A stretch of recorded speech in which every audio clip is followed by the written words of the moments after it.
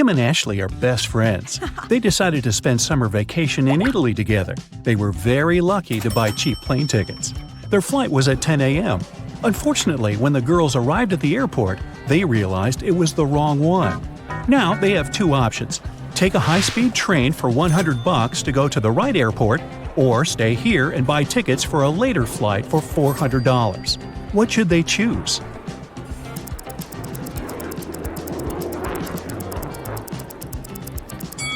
The second option. Look at the clock on the wall. It's 9:55 a.m. The boarding for their flight is already over. They won't make it even if they take the high-speed train. Kim and Ashley bought new tickets. They went to the airport restaurant to drink coffee. But one weird detail scared Kim away. She suggested they should leave that place as soon as possible. What did Kim see?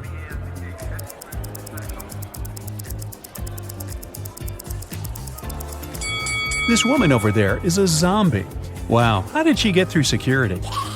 When it was finally time to board the plane, it turned out there were no more economy class seats left. Kim and Ashley were offered to fly in business class.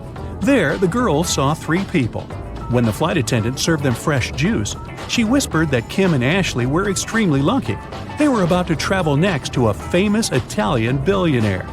Can you guess which of these passengers is the billionaire?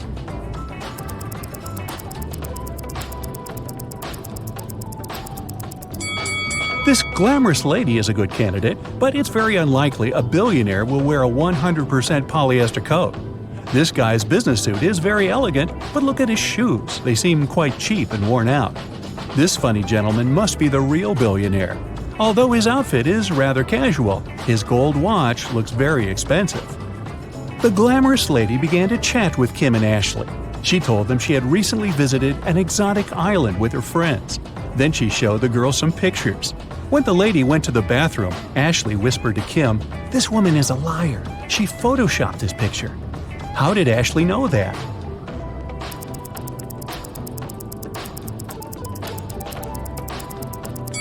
It's all about the shadows. They all look natural except for this one. The glamorous lady took a sip of her juice and started coughing. Suddenly, she fainted and fell into the billionaire's arms. He was ready to shout for help, but Kim stopped him, saying the woman was faking it. How did she know that?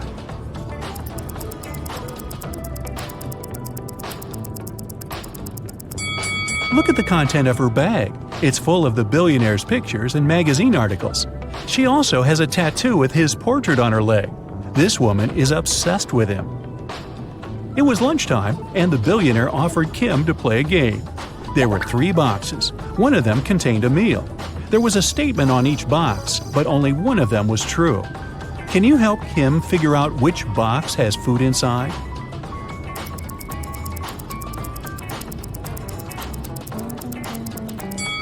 If the food is in the first box, there are 2 true statements. And if the food is in the third box, there are also 2 true statements. But we need just 1 true statement. That's why the food can only be in the second box. Kim opened the box. She saw a delicious meal and a bank card. The billionaire said, "Congratulations, you've won $5 million. Enjoy your trip." Kim and Ashley landed in Rome and went to get their luggage. It turned out that Ashley had had the same suitcase as 2 other passengers, and they had a little quarrel. Can you help distribute the 3 suitcases among these people?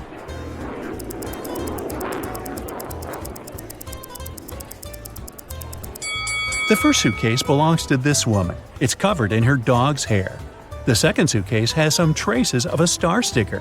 You've probably noticed it before on Ashley's bag. And the third suitcase belongs to this man.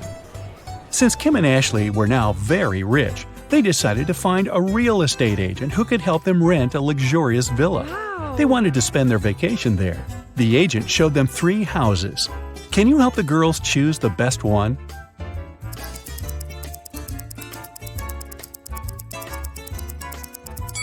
There are cockroaches in the first house. They won't make very pleasant neighbors.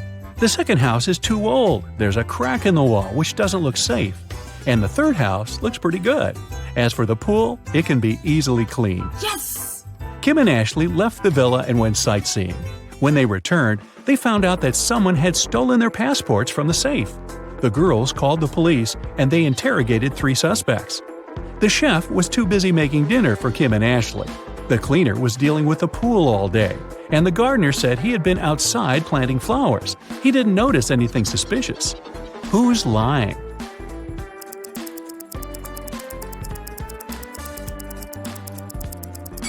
The gardener.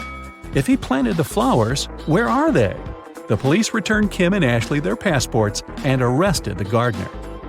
The next day, the girls went shopping. Sellers wanted to take advantage of rich and naive tourists and offered them overpriced souvenirs. Only one of these three items is a good deal. Oh. Can you guess which one?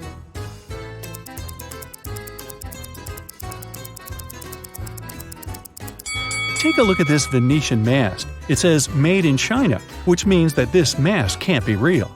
This magnet is of very low quality. The word Italy is spelled with an error. It simply can't cost $100. This blue cheese doesn't look fresh, but it's normal for this kind of product. This delicacy is the only thing that Kim and Ashley can buy here for a fair price. Mrs. Riviera is a math teacher. She collected her students' homework, made them do a computer test, and started to grade the assignments during the class. She came across two very similar homework sheets and realized that one of the students copied the work of the other. Here are the students, Asher and Holden. Can you tell which one of them is the copycat?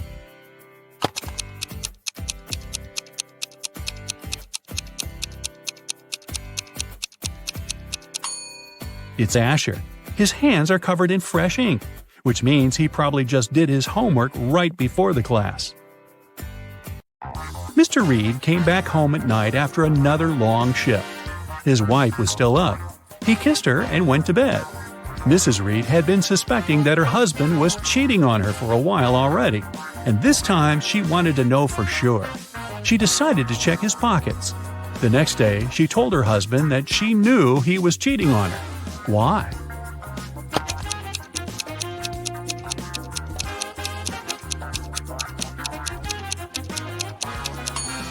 Look, there is a pair of keys in his pocket. His keys are hanging on the wall, so these are the keys from someone else's house. Ashley had a birthday party and she invited some friends over. Liliana didn't want to go, so she lied that her mom grounded her and made her clean the room. Ashley was sad but understanding about it. To make it up to her, the next day Liliana invited Ashley to her house to study together and to watch a movie in the evening. Ashley agreed, but at Liliana's house, she understood that she had lied to her. How?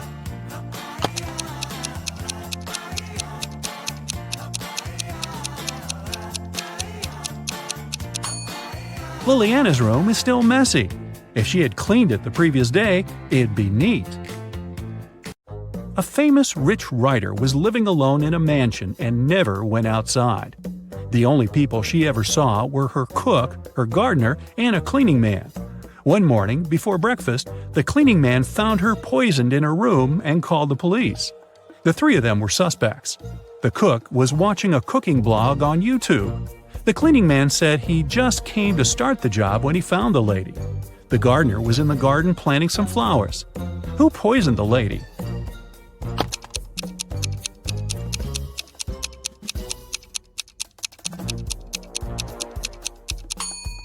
It must be the cook. It happened right before breakfast, but he wasn't cooking anything.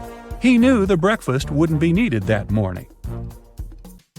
It was summer break, and Ariana's friends invited her to go camping.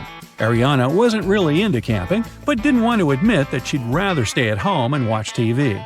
So she said that her parents invited her to go to Greece. In reality, she stayed at home and was binge-watching TV shows.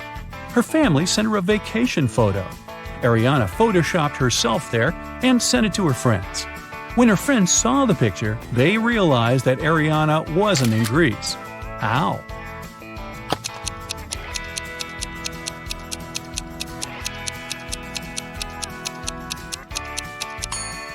Ariana photoshopped herself, but her friends noticed that everyone in the picture except for her cast a shadow. Hallie works at a gas station in a city suburb. It was calm and quiet there. One day, she only had 3 customers. The first one got something to drink. The second one got some chocolate bars, and the third one just paid for gas. One of them was a criminal, and Hallie reported him to the police.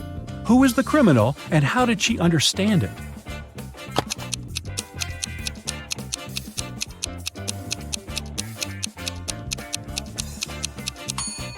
The second man paid with a $25 bill. Such a bill doesn't exist, which means he'd been printing money. It was September 17th, and Annika was finally going to Spain for her vacation. She was living alone, so she sent all of her plants and her cat to her friend's house. On September 27th, she came back home. When she walked in, she realized that someone was in her house while she was away. How did Annika understand it?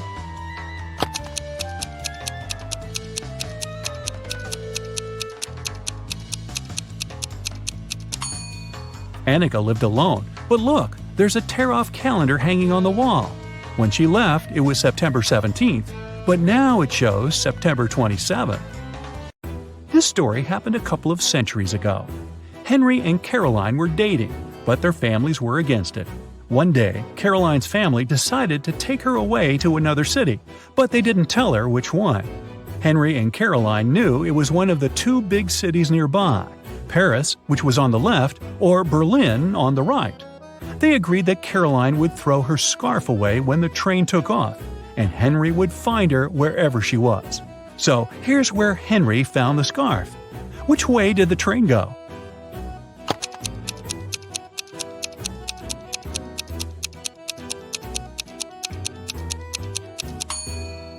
If you throw something from a moving train, it flies in the opposite direction. Henry found the scarf on the right part of the train station, which means the train headed left to Paris. Spoiler, a couple of months later he found Caroline there, and they lived happily ever after.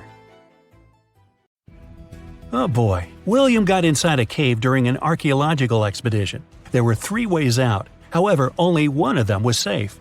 His map said that behind the first way out there was a pond that swallowed everything in. The second way out led to dangerous dinosaurs that would eat him alive. The third way out led to an erupting volcano. Which way was safe?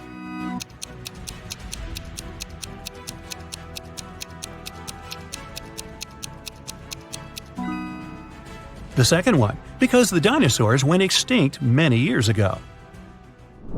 You're running away from a pack of zombies and come across 3 doors. Behind the first one, there's raging fire. Behind the second one, there's a lake of water. Behind the third one, there's a venomous snake. Which way would you choose?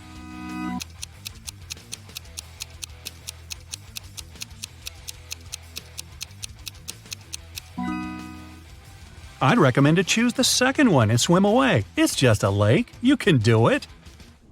During his vacation in the jungles, Aiden was caught by some tribe. They tied him up and said they'd push him into one of the 3 pits of his choice. The first pit was filled with zombies. The second one, there was raging fire. The third one was filled with huge pitcher plants. Which pit should Aiden pick?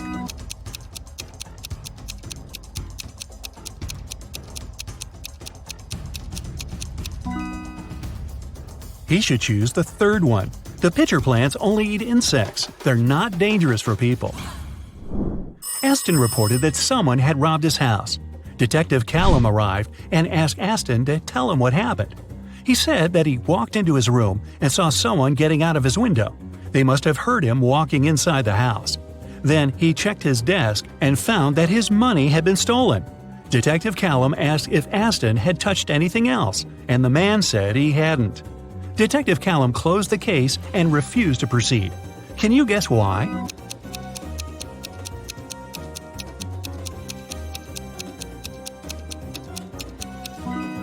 The robber wouldn't get out of the window without stepping on the bed. However, the bed was perfectly made, and Aston said he hadn't touched it. It means there was no robber. Waverly was an archaeologist looking for a pirate treasure. In one of the caves on a deserted island, she finally found it. There were 3 chests, and one of them was filled with gold and gems. However, if she picked one of the wrong chests, terrible things would happen to her. Luckily, there were statements on each of them, but only one of these statements was true. 1. The treasure is in this chest. 2. The treasure isn't in this chest. 3. The treasure isn't in chest number 1. Which of the chests has the treasure?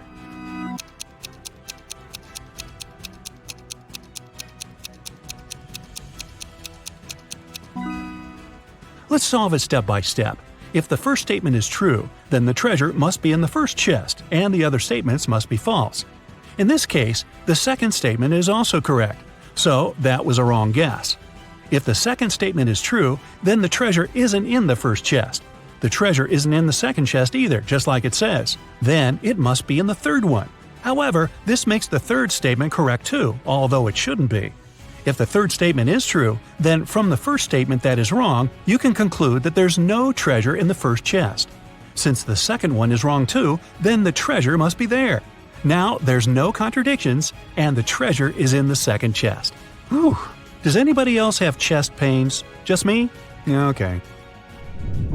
Skylar and Amelia are pen pals. Skylar said that her birthday was in winter, and Amelia said that hers is in summer. However, a couple of months later, they both had their birthday on the same day. Still, none of them lied. How is it possible?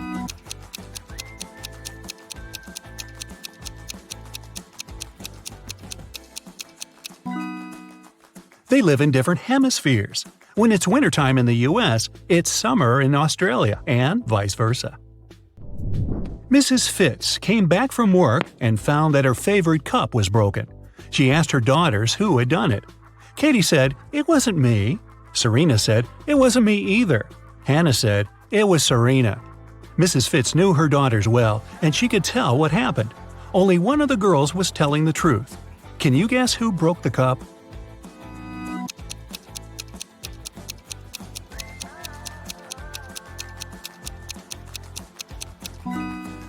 If Katie tells the truth, then firstly, it wasn't her who broke the cup.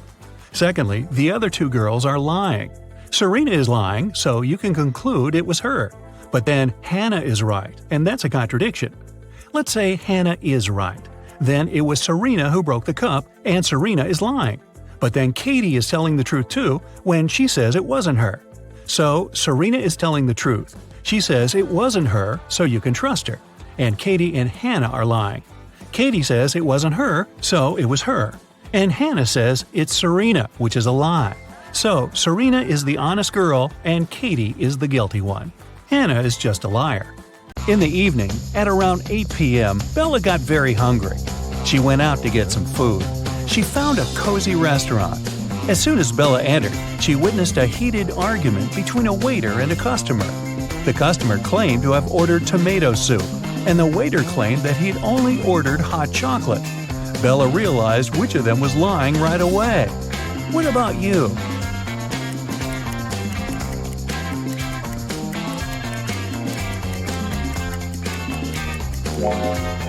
The client is lying. This advertisement on the wall says the restaurant only serves soups from 1 to 4 p.m. This means that the waiter simply wouldn't have accepted such an order. Bella ordered dinner. While waiting, she looked around and noticed one weird detail.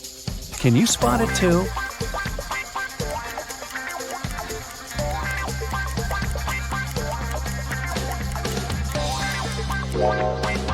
This guy is using tree leaves instead of money to pay for his meal.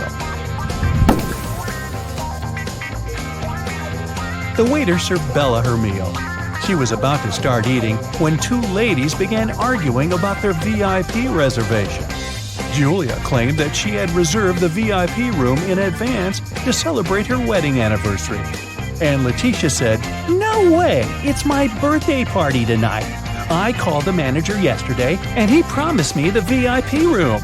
The manager said, "Ladies, I'm so sorry, but the booking system crashed and deleted both of your reservations. The VIP room is unavailable today. Can I do anything else for you?" Who's lying here?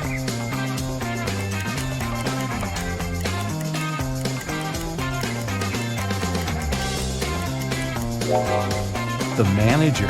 Take a look at the screen. Julia's reservation is still there. He lied because Letitia had given him huge tips to get the VIP room without any reservation. See? Boy, this is a crazy restaurant. The food better be worth it. After dinner, Bella saw Letitia in the ladies' room. She was crying. Bella asked her, "What happened?" Letitia didn't say anything. She just gave Bella her phone and showed this chat with her boyfriend. Can you tell what made Letitia so upset?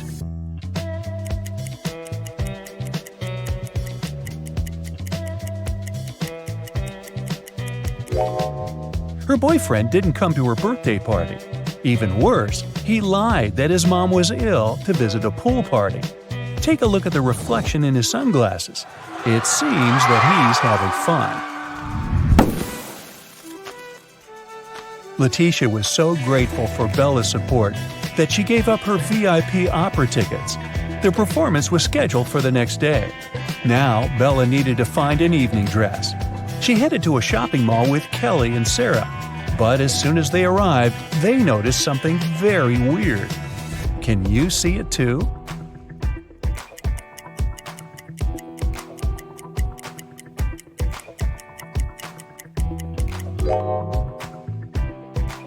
This mannequin has 3 arms. Can you spot what's wrong here?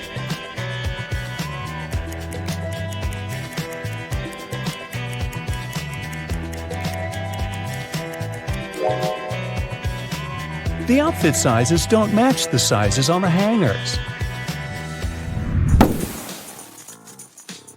What about the dressing room? Any odd details?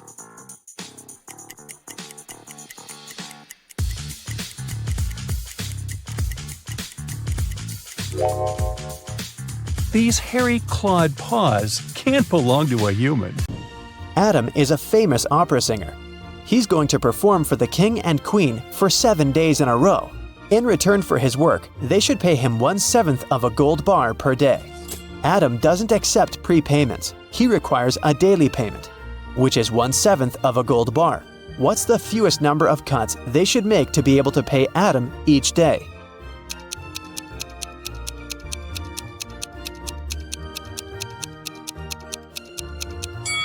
Just 2. Here's how it works. Day 1, cut 1/7 of the gold bar and give it to Adam. Day 2, cut 2/7 of the gold bar and give this piece to Adam. He'll give you 1/7 of the bar back. Day 3, give the singer the 1/7 piece you received the previous day. Day 4, give Adam 4/7 of the gold bar and he will give you the 1/7 and 2/7 pieces as change. Day 5, give Adam the 1/7 part of the bar. Day 6, give him the 2/7 piece and get the 1/7 one as change. And finally, Day 7, give Adam his final 1/7 piece of the gold bar. Jenny and Sam arrived at a picturesque campground. They had to set up a tent. There were 3 good spots, in the forest, in the field, and near the lake. Which place should they opt for?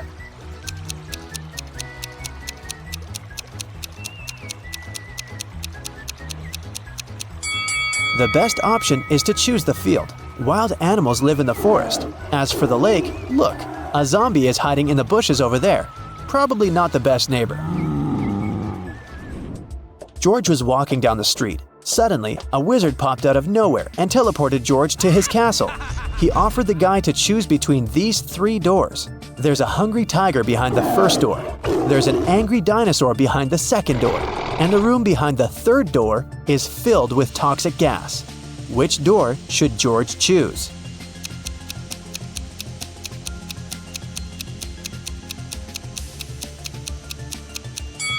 The second one. Dinosaurs went extinct millions of years ago. Jerry has an apple tree. The number of apples on his tree doubles every week. After 30 weeks, the tree is completely covered with fruit. Can you guess how many weeks the tree needs to get half covered with oranges?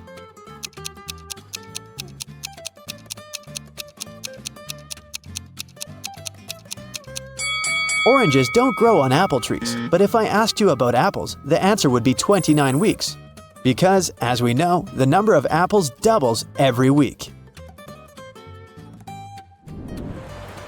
In the ocean, there's an island. On the island, there's a house. In the middle of the house, there's a glass of water. Inside the glass of water, there's a coin. What's in the middle of the ocean?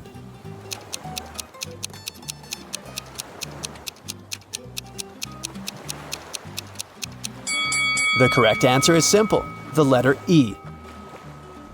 Harry went to a party. He liked these 4 ladies. He wanted to talk to one of them. Which one should he choose?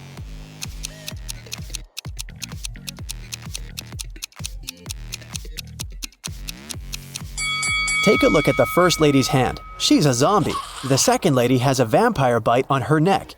She can turn into a vampire any minute and ruin the date. And the fourth lady is a ghost, so Harry should go and talk to the third lady. Hello. Detective Thomas received a call from Holly. She said, "Please come over. I got robbed. It happened so fast. I left my purse in the backseat of the car. When I stopped at the traffic light, someone opened the door and snatched my purse." Detective Thomas hit the road and rushed to the crime scene. But when he saw Holly, he realized that she was a liar right away. How?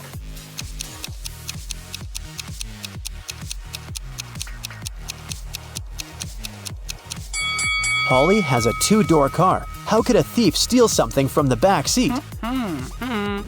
There are 3 houses. One of the houses seems very weird. Can you tell which one of them looks suspicious?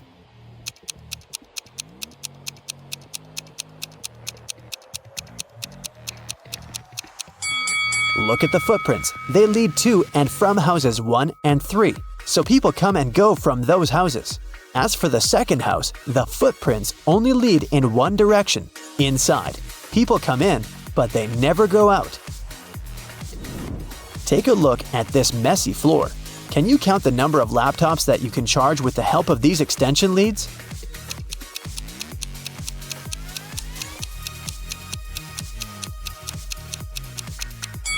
The cord of extension lead 3 is torn. As for the second lead, one of its outlets is broken. Extension lead 4 has only one outlet, which makes the entire thing pretty useless. And extension lead 6 doesn't have any cable at all. Now let's see what we can do about it. Connect extension lead 1 to the wall outlet. Then connect extension lead 2 to extension lead 1. This way, you can use 2 outlets from the first extension lead to charge 2 laptops. One outlet of extension lead 2 can be used to connect the 5th extension lead, and one of them is useless anyway. Now we can use 2 outlets from extension lead 2 and all 4 outlets of the 5th extension lead to charge 6 laptops. So the total number of outlets in use will be 8. Simple! Danny and Diana are spouses. They jog in the park every morning. To match every 2 steps Danny makes, Diana needs to take 3 steps. If both of them start with the right foot, how many steps would they make before their left feet are in the front at the same time?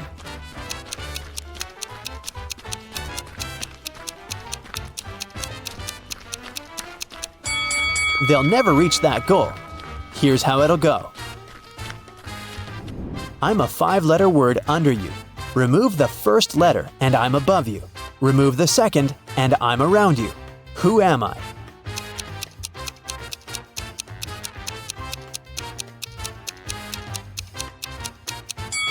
Well, have you managed to crack this riddle? It's a chair. Great job! After lunch, Mike headed for the next room, but before the guy got inside, he had to solve a riddle to open the door. Some will use me, others will not. Some remember me, others forget. I can't be picked up off the ground or tossed into the sea. You can only gain me with time. What am I?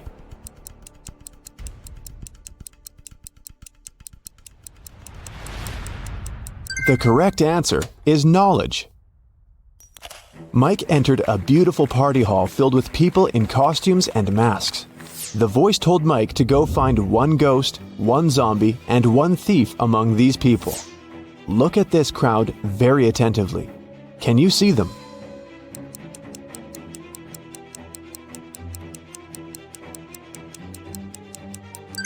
The guy over there doesn't seem to have legs, and he's levitating. He must be a ghost. Look at this woman's food. Only zombies would eat that. And the woman over there is the thief. Her diamond ring doesn't fit her finger.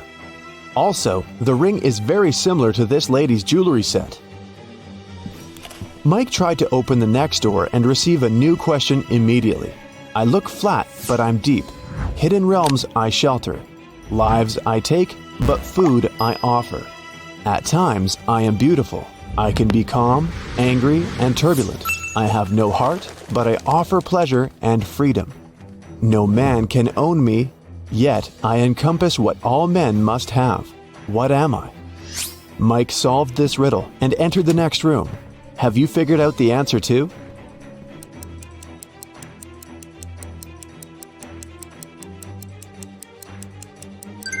The correct answer is, I'm the ocean. Mike saw the next door, but whatever he did, he couldn't open it. He spotted an electronic lock on the door and a map of a maze on the wall. The voice said that Mike must solve the riddle to open the door. Can you help?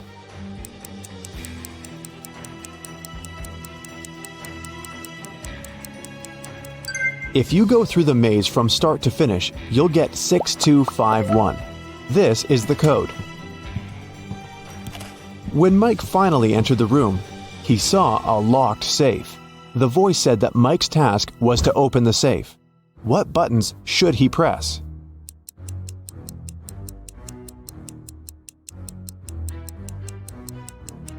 The puzzles present three colors: pink, white, and brown. Mike pressed the correct buttons and unlocked the safe, but he only found one small coin inside. The next room was empty, except for an old vending machine in the corner. Mike came closer and noticed a small key inside the machine. Suddenly, the walls began to move. The room was getting smaller and smaller. The voice told Mike to be careful because the vending machine was broken. Some wires were torn and mixed up. Which button should Mike press to get the key out and get out of the room before it's too late?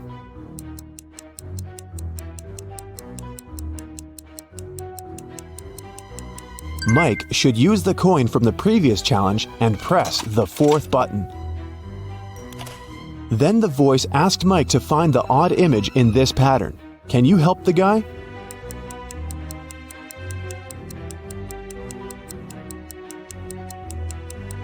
The couple over there is different. In another room, Mike met a nice elderly lady, Miss Jason. She was very upset because someone had broken into her apartment. Mike's task was to find the robber. He inspected the crime scene and questioned 3 witnesses. The cleaning lady, Sarah, said that she'd finished her work at 11 p.m. and left. Billy, a passerby, said that he'd seen a suspicious man in a mask in Miss Jason's window. Kelly, the neighbor, was visiting her boyfriend in another city. Who's lying?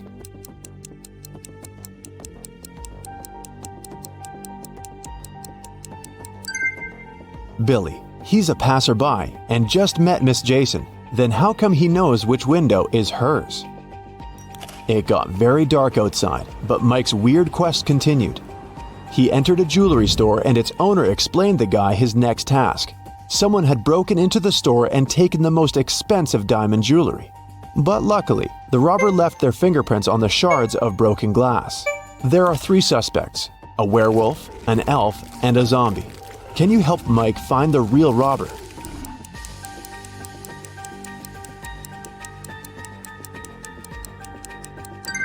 It was the elf.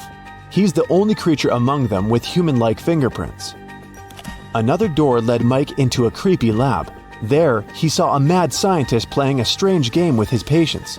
He asked them to choose between 2 pills. One of them was a harmless capsule with vitamins, while the other one was a sleeping pill. Somehow, the scientist managed to get the harmless pill every time he played this game, and his opponents always fell asleep. How was this possible? And what should Mike do to pass this test?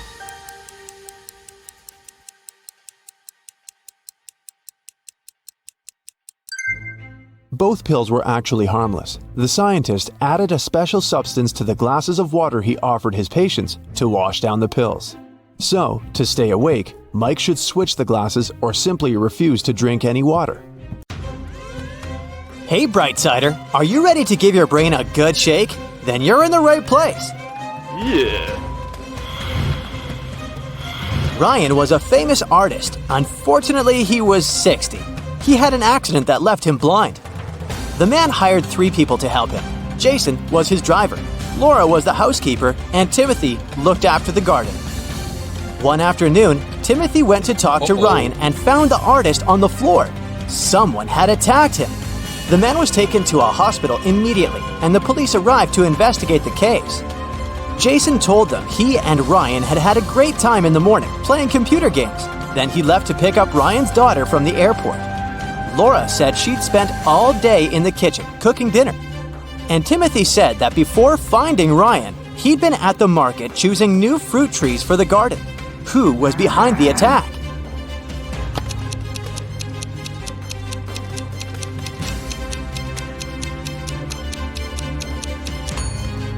It was Jason. Ryan was blind and couldn't play computer games. Kenneth, a newbie police officer, was walking along the street, proudly wearing his uniform. Suddenly, a pretty girl rushed towards him. "Help!" she screamed.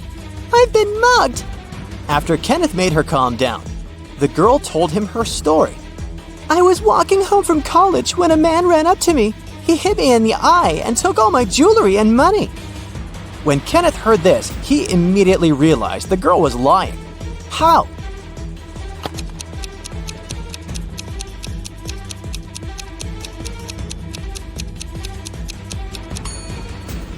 The girl was wearing glasses. If the criminal had hit her in the eye, her glasses would have been shattered. Brian's friends invited him to spend the summer vacation in Europe with them. Unfortunately, the guy had serious problems with his studies. To punish him, his dad took away his passport and locked it in a safe. The only way for Brian to get his documents and have some fun was to crack the code. When he snuck into his dad's study, he saw a piece of paper stuck to the safe. There were 3 drawings on it: a rose, a rainbow, a calico cat, and a banana. Brian thought for a while, then pressed 4 numbers. The code was correct, and the safe opened.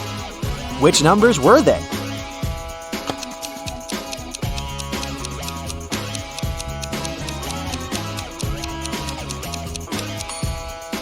Two, 7, 3, 1.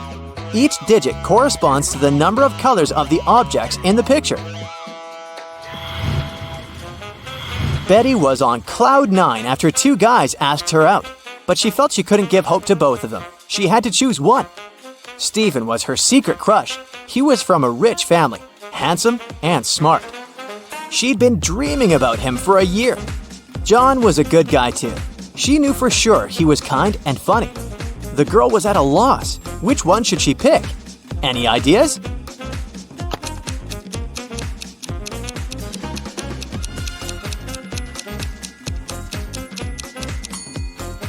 Betty should go for John. Stephen isn't serious about her. He has a lipstick mark on his neck. Look at this picture. Who, in your opinion, is from the future?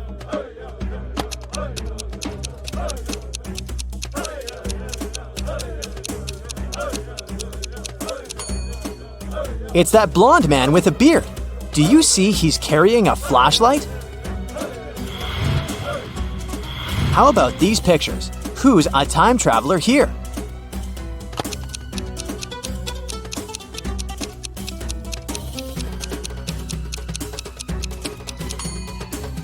It's the man in the third image. He's carrying his produce in a plastic bag. See? A real Viking is hiding among these soccer fans. Can you spot him?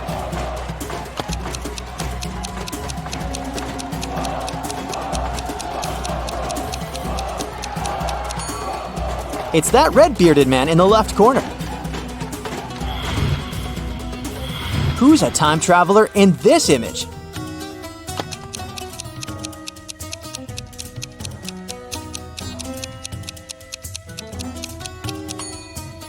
It's the woman wearing a yellow skirt. She has wooden shoes on.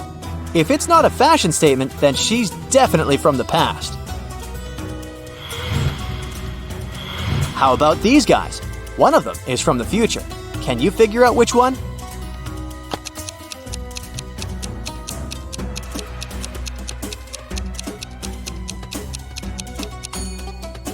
It's the guy on the left.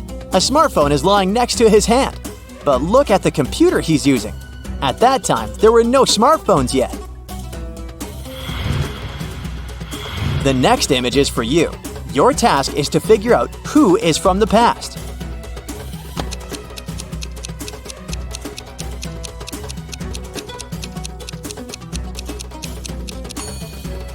It's this lady in a blue dress.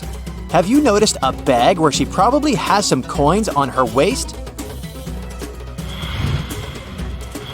These people look very, shall I say, ancient? But one of them is just pretending. He's actually from the future. Who is it?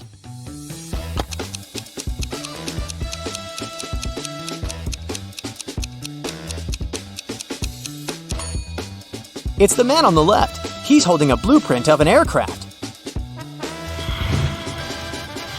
Okay, now try to use all your attention skills. Which painting is fake?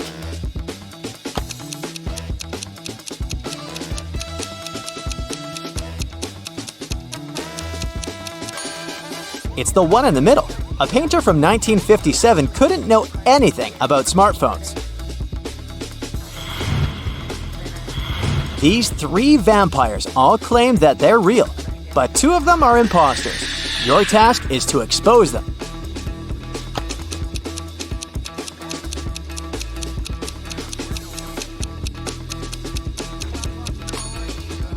Look, there's a mirror behind the vampire on the left, and he does get reflected in it. As for the one in the middle, where are his fangs? So, only the vampire on the right is the real thing. Which of these people isn't very smart?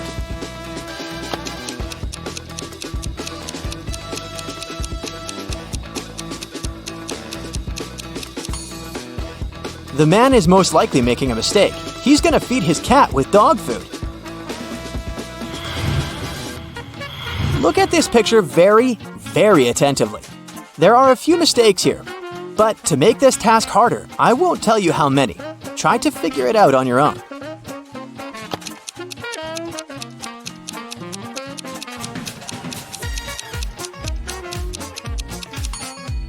For one thing, there's a car in the painting hanging on the wall, and it definitely looks out of place there. Then, the man seems to be using a banana as a phone. And oh boy, he must really be a very absent-minded guy. He's also wearing different slippers. We've got 3 people here. They all seem to be unwell, but one of them is only pretending. Can you figure out who it is?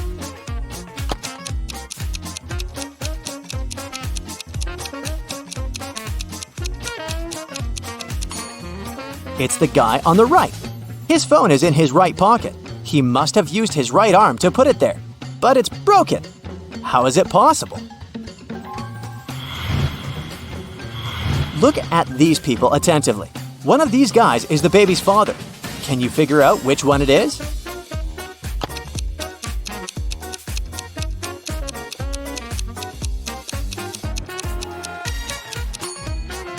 It's the guy on the right. The baby has his eyes. Mark and Liza had been dating for 2 years. One day, the guy came to his girlfriend's house. He was going to propose to her, but when he made it there, he found Liza with another man. Mark was furious. The other guy got scared and rushed out of the house. Liza was shouting that it was her brother, but Mark knew better. Unfortunately, he hadn't seen the guy's face clearly. When he ran outside, he saw 3 men. Which one is Liza's lover?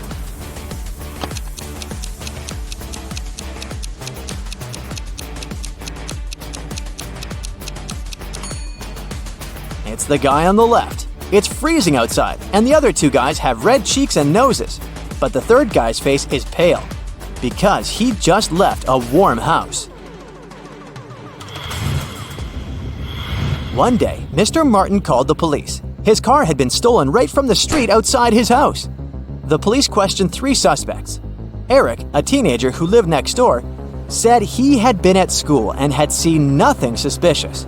Amy, a young artist renting a house across the street, had been too engrossed in her work to pay attention to her surroundings.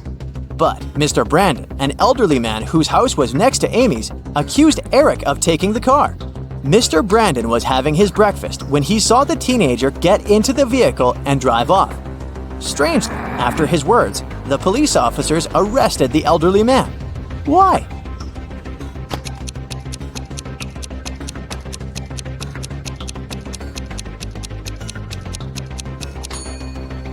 Everything Mr. Brandon could see out of his window during breakfast was his tall brick fence.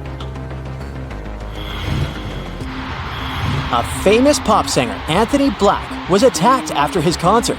He was taken to a hospital. The police questioned several of his fans. Linda was crying. "I took Anthony's autograph and couldn't wait to boast to my friends about it." Lisa said, "I asked Mr. Black to sign his photo. After I got it, I went to buy a coffee." And Jason said, "Anthony was super nice and friendly. I didn't notice anything strange." The police immediately arrested the fan who seemed suspicious. Who was it?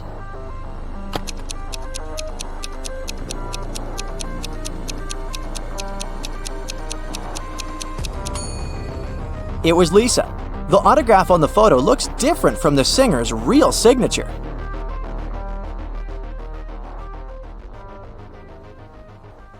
Jake and Sarah are chilling at a luxury resort after an exhausting business conference. But something is wrong. What is it?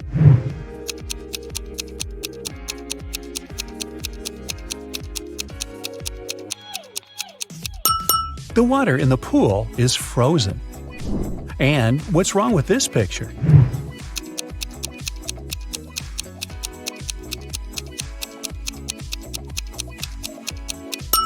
Unlike her reflection, the woman isn't actually wearing any necklace. Let's check what your magic power is. Don't forget to keep track of your points. A. What's your favorite time of the day? Morning, evening, night, afternoon? I can't choose.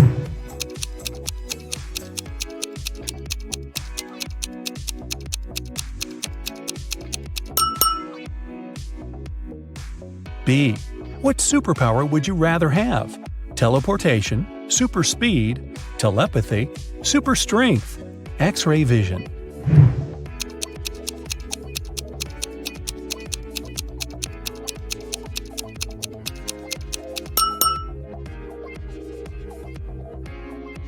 C. Congratulations, you've got it now. But with great power comes great responsibility. How will you use it? Marry my crush, rule the planet, get rich, become a hermit in the desert. Save people.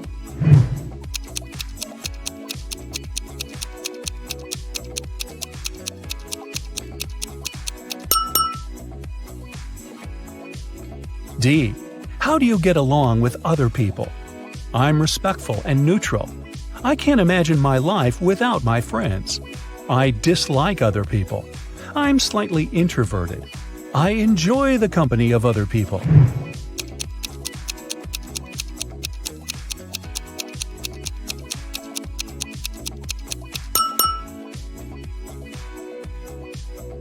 E.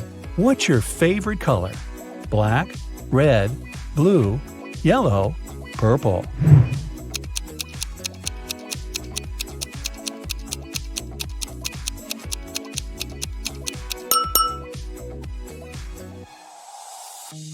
F. A magician needs a crystal. Pick the one you like most. Red ruby, purple amethyst, white diamond, rainbow opal, black agate.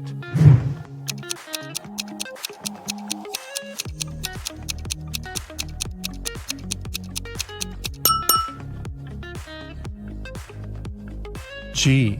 What's your source of inspiration? Love, competition, art, nature, games.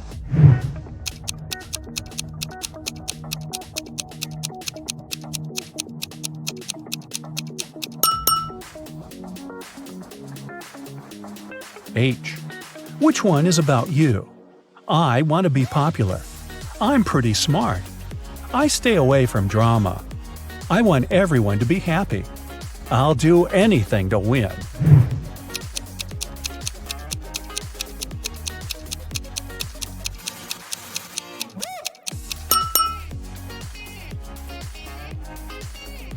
Now count your points and find out your magic power. 8 to 14 points, telekinesis, the ability to move and manipulate objects. 15 to 20 points, the magic of elements. You can control fire, water, air, and earth. 21 to 26 points, love magic. You have the ability to create perfectly matching couples. 27 to 33. Hypnosis. You can create very convincing illusions. 34 to 40. Healing. Your energy heals bodies and hearts. Look at the picture attentively. Can you see a car that came from a different time?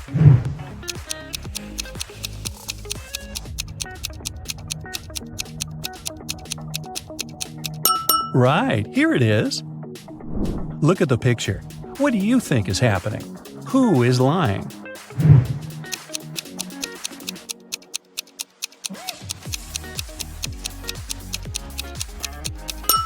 If you chose option A, you're probably a very independent person. You prefer not to ask others for help even when you need it. And if you opted for option B, your family is the most important thing for you. You choose to care for others even if they're wrong. Gemma went to a restaurant with her fiancé Mike. Soon after they finished a delicious meal, Mike felt sick. Gemma called the ambulance and police. The detective interrogated the restaurant staff. The waiter said that she hadn't touched the food. She just took the order and passed it to the chef. The dishwasher said she always washed the dishes thoroughly with high-quality soap. The chef said that he had prepared the meal according to the order. Who is lying?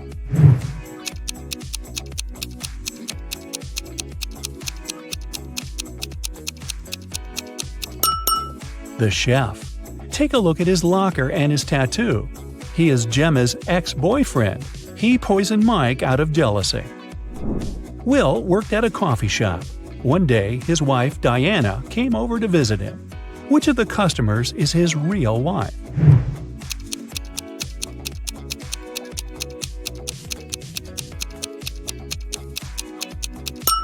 Will is married to the woman on the right. They have similar tattoos on their necks. Other girls are random customers who just happen to have the same name. Greg and his daughter Mia went for a walk after spending a year apart. Look at these 6 people very closely. Which couple is the father and daughter?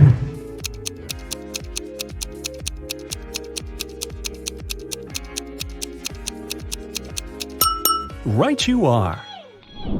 Mad scientist Fred accidentally revived a mummy. His creature escaped from the museum.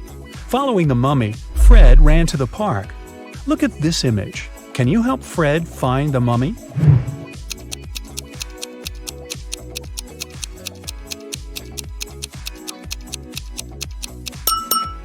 It's over there, behind the ice cream stand. Looks like a pretty usual scene to me, but something seems to be off. Can you understand what it is?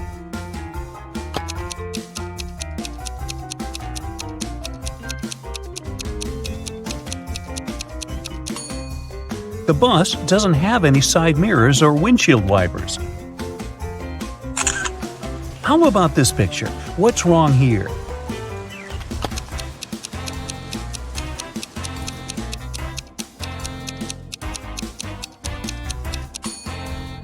See that man in a yellowish shirt? It seems that he's holding his umbrella over his head. But in reality, the umbrella is floating in the air. The man isn't touching it. Oh, that's nice. Seaside and palm trees. But a few things are definitely off in this image. How many can you find?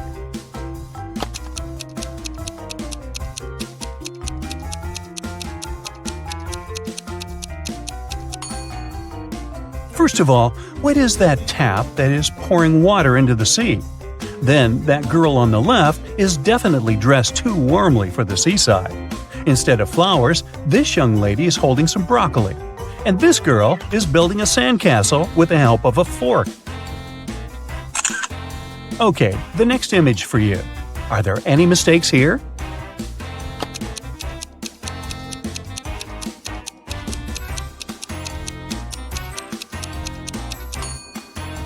Have you noticed that this electric cord is ripped? It's very, very dangerous and may cause a fire. These people seem to be having a blast at the pool, but not all of them are doing it correctly. Who's made mistakes here?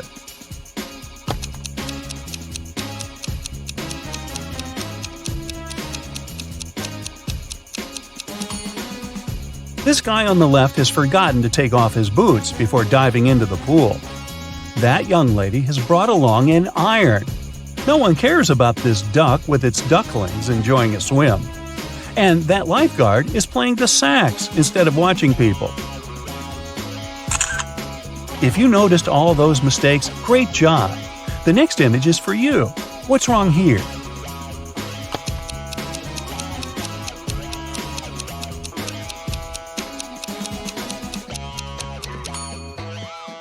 Have you spotted that colorful snake slithering next to the wall? What is it doing here? As far as I know, Santa Claus isn't supposed to be in the classroom as well. Then that girl is using a carrot instead of a pen. And the guy in the bottom right corner is brushing his teeth, right in the classroom. Here we see people walking in the park on a lovely sunny morning. But not all of them are doing reasonable things. Can you find out what's wrong with this picture?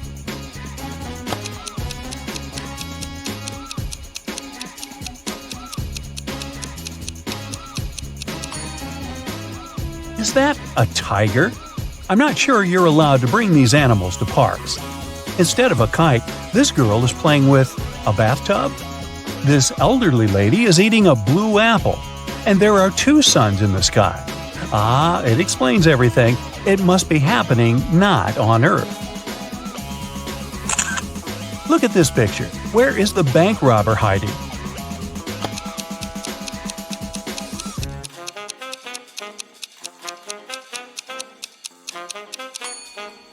He's over there, behind the bushes.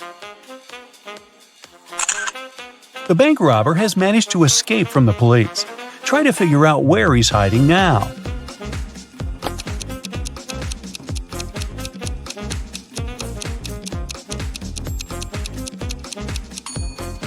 See that maintenance hole? That's where the criminal is. This robber is just too fast. He's escaped again and is now hiding in one of these fitting rooms. Help the police find him.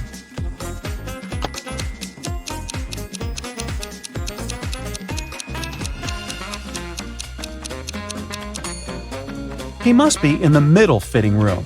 See that bag with all the cash he has stolen? Look at this image carefully and try to figure out what's wrong here.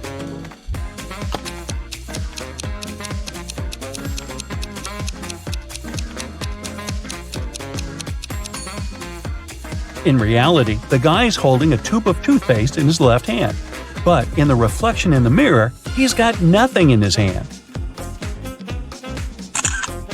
How about this picture? What's wrong here?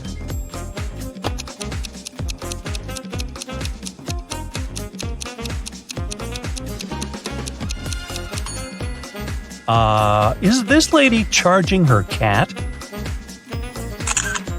This picture looks off too, but what exactly seems strange?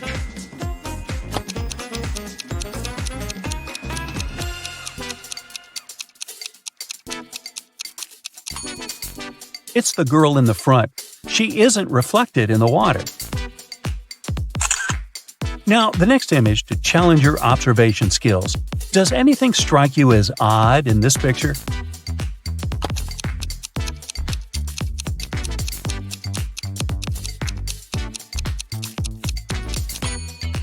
Look at the TVs. They show different things in reality and in the reflection in the mirror. Now, let's wind down a bit. Don't take this next riddle seriously, okay?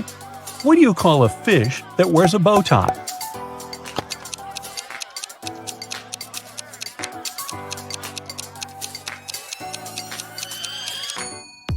You call it sophisticated. Got it? Another one for you. What time is it when an elephant sits on a fence?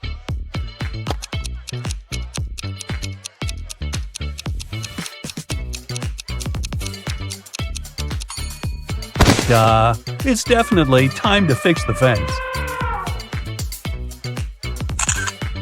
What kind of band never plays music?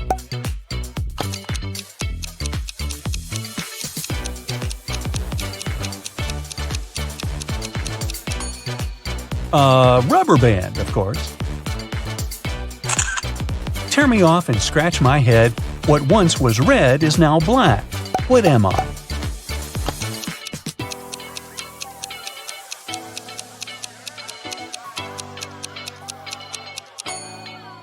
I'm a match. And now, a bit of math. How can you move one number to make this equation true?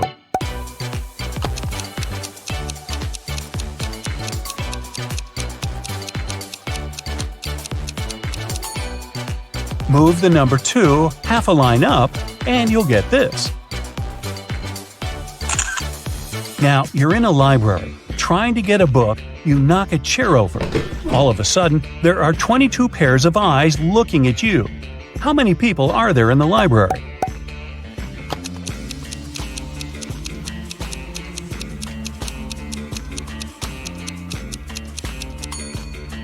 There are 12 people. 22 eyes most likely belong to 11 people, plus you, 12 altogether. Look at these hands. Which one doesn't belong here?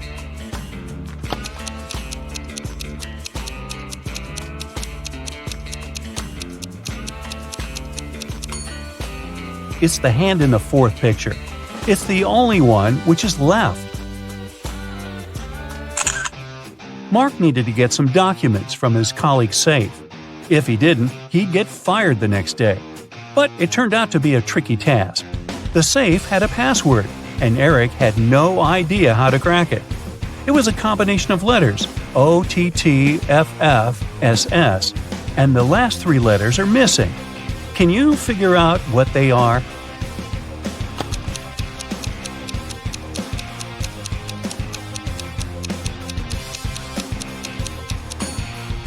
The missing letters are E and T.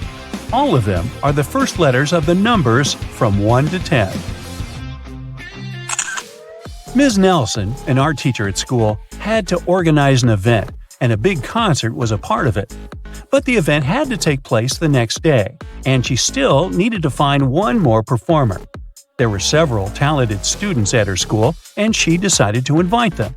But Daniel, who played the guitar very well, told his teacher that he had lent his instrument to a friend and wouldn't get it back anytime soon.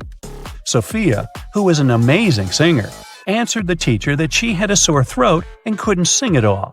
And Luna, who was a professional dancer, claimed that just a few days before she had sprained her ankle, and the doctor had prohibited her from moving this leg too much. Ms. Nelson was very upset, but could do nothing to change the situation. But when she saw these 3 students at the concert the next day, she found out that one of them had lied to her. Who was it, and how did she understand?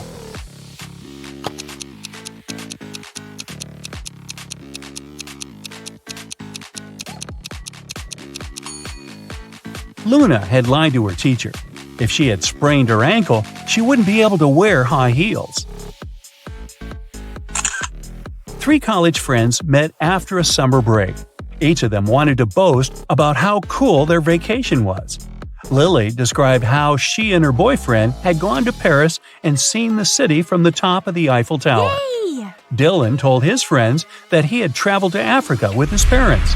But on their last day, there was a massive volcanic eruption, and it didn't spoil their rest only because they flew back home that day. And Ellie said that she had visited her uncle in Texas and learned to ride a horse. She even participated in some competitions. Of course, all the stories were great, but one of them was fake. Which one was it?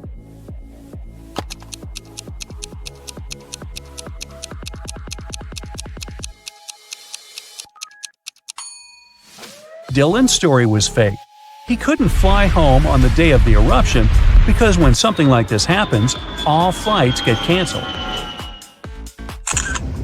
A man called the police. "My wife, she got in a car accident." When the police arrived, the woman had already been rushed to a hospital. The detectives found out that she had crashed into a tree right next to her house.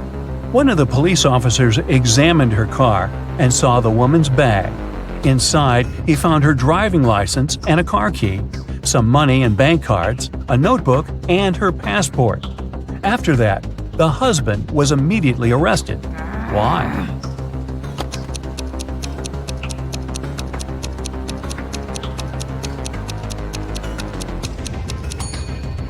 How could the woman's car key be in her bag if she had been the one driving? Yeah.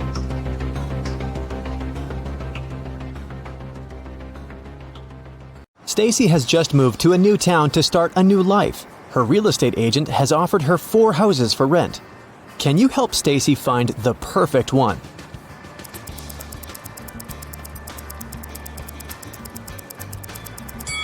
The first house has uneven floors. The second one is standing too close to a fast food restaurant.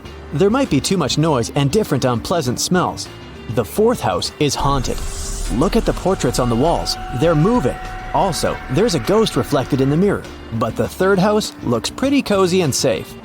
As soon as Stacy moved in, she received 3 welcome cakes from her neighbors. But there's only one edible cake among them. Can you help Stacy recognize it?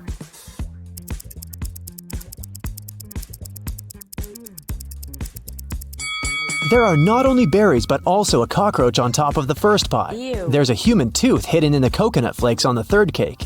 And the second cake looks good, even though its color is rather weird. Stacy invited her neighbors for dinner to get to know each other. She showed the guests her unique ruby that she had found in Thailand. Everyone had a lot of fun.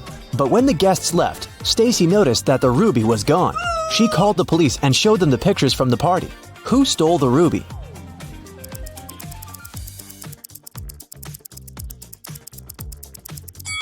This guy. He hid the precious stone under his head. Stacy got an invitation to a barbecue party, but when she arrived at the location, something scared her very much. The house was full of rats. How many rats can you spot?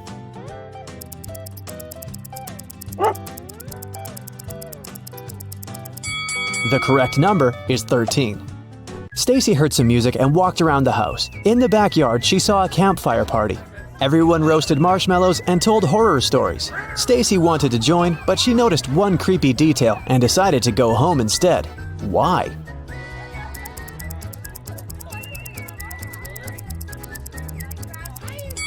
This guy doesn't have a shadow. He's a vampire. The next morning, the vampire guy, whose name was Luke, came over to Stacy. He explained that their town was quite unusual. Most citizens were zombies, mermaids, vampires, elves, and werewolves. But all of them got along really well. Luke took Stacy for a walk to show her the town. She got hungry, and they went to the local restaurant. Can you help Stacy spot a zombie among these customers?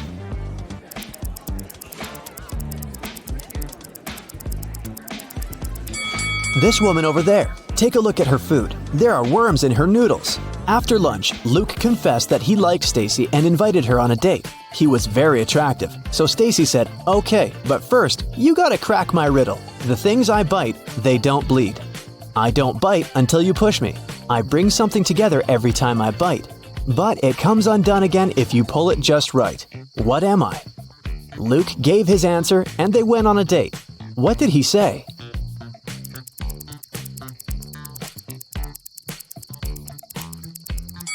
I'm a stapler. Luke and Stacy went to see a movie and chose a scary one. They sat in the middle of the empty theater. After a while, Luke pointed at the screen. He was very scared. Stacy also noticed one creepy detail. What scared the couple so much?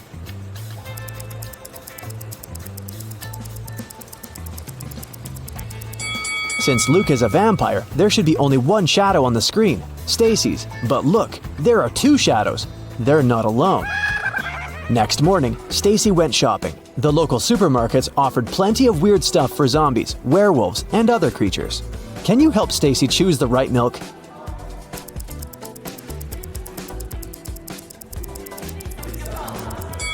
We can see milk number 1 in this zombie's basket, so it's probably not good for humans. Milk number 2 is standing on the shelf with the inscription, "For elves only." So the best option for Stacy is milk number 3. In the parking lot, a thief stole Stacy's bag and escaped on a motorcycle. Stacy got into her car and drove after him, but she got stuck in a traffic jam. Finally, she reached a crossroads. She saw a traffic officer there. Stacy asked if he'd seen a biker in the past hour. The officer said, "I haven't seen any today."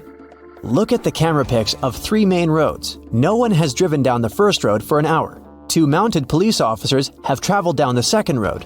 And only 1 blue truck has driven down the third road. Which way did the criminal go?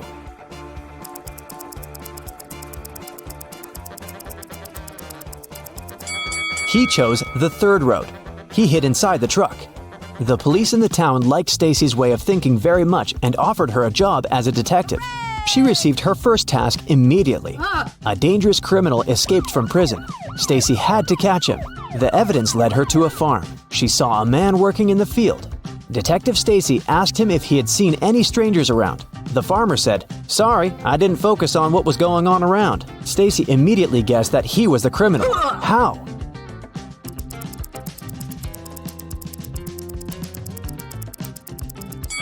If he's a farmer, why has he ruined the crops? She tried to stop the man, but he escaped again. Stacy continued chasing the criminal. Suddenly, she saw a house and entered it. The owner was inside. Stacy asked him, "Has anyone visited you today?" He said, "No, neither have I left the house." Then Stacy asked, "Do you live with your family?" The man said he lived on his own. By that point, Stacy had already figured out that the guy was a liar. How did she guess?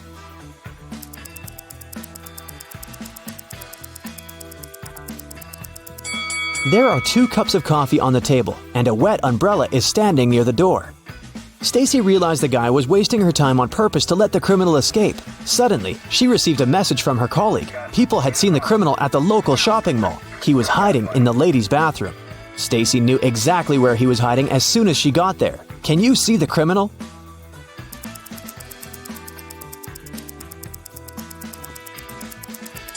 He's over there. The guy managed to escape from Stacy through the window. He ran to a crowded street. Stacy followed him. Can you help her find the criminal?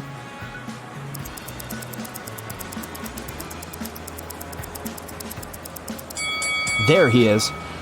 After a hard day, Stacy drove up to a gas station to fill up the tank. She paid for the gas, she left. Soon she noticed that a car was following her. She didn't know the driver, and she didn't recognize the car. So she tried to get away from him. She took sudden turns and accelerated, but it was useless. Finally, she reached the police station. Stacy was shocked to see that the man had followed her there. He wasn't a police officer, and everything was okay with her car. Why did he follow Stacy?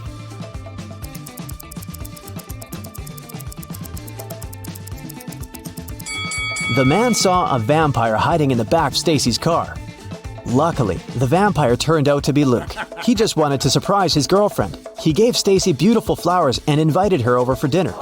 His house looked gloomy, but chic. Stacy was very impressed and told Luke, "Your art collection is stunning." But Luke confessed, "In fact, there's only one really ancient portrait on this wall. Can you guess which one?"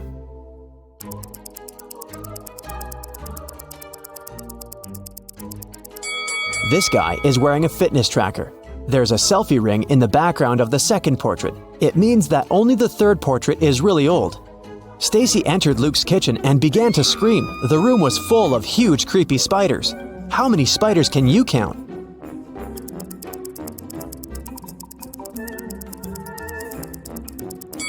The correct answer is 16. Luke said, "No worries, they're my friends." He introduced Stacy to each of his 16 pets and showed her the way to the living room. After dinner, Luke took out a box, a gift for Stacy. He said, "I'll give you this precious piece of jewelry if you figure out my riddle. I'm tall and twisted, narrow and fast. I'm here for a moment, but my devastation lasts. What am I?" A minute later, Stacy became the owner of a beautiful pearl necklace. What did she say?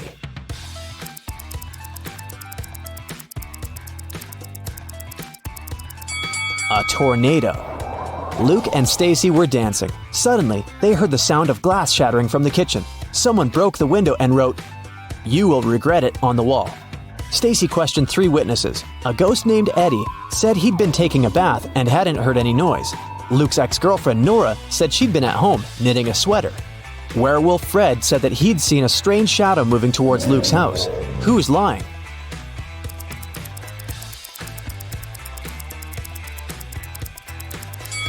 Eddie. If he's a ghost, why would he take a bath? Now received an emergency call from the local museum. Someone had stolen an exclusive scarab brooch from ancient Egypt. First of all, Tina checked all security cameras. This is what she found. Can you spot the thief just by looking at these two pictures?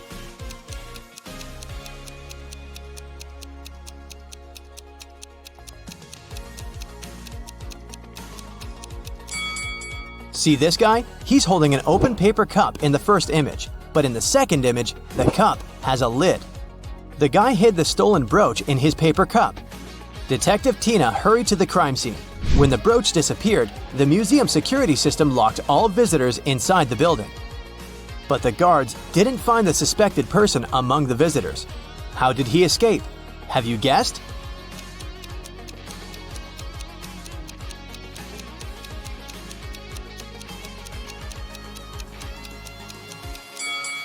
Take a look up at the ceiling. See the shoe prints on the statue? The thief climbed this sculpture and escaped through the window on the roof. Tina went to the roof to search for some clues. Can you see any?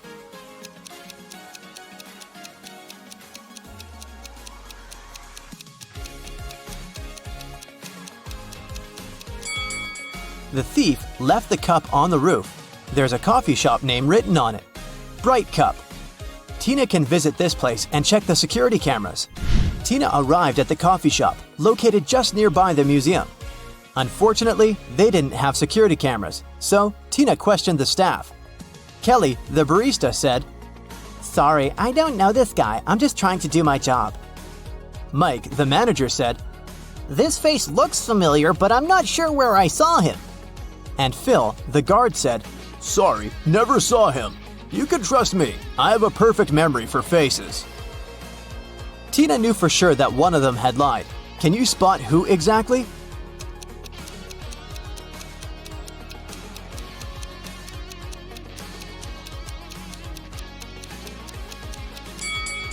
Kelly, look at her iPad. There's an incoming call from her boyfriend. Take a closer look at the contact photo. It's our thief.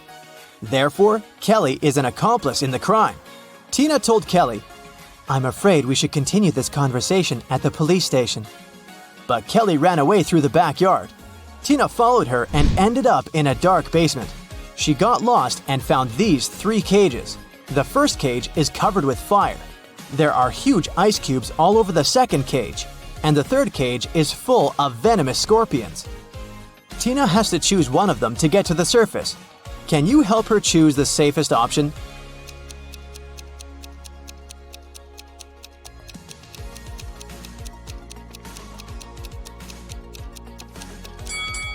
The cage with the ice cubes. She can get cold, but it's still safer than the other 2 cages. The police caught Kelly and brought her to the station. During interrogation, Kelly told Tina 4 facts. First of all, this guy's name is Alex. Secondly, he's my ex-boyfriend. We don't get along anymore. We went to the same college and met in history class. And finally, I don't know why he'd stolen this stupid brooch. One of the facts is false. Can you guess which one?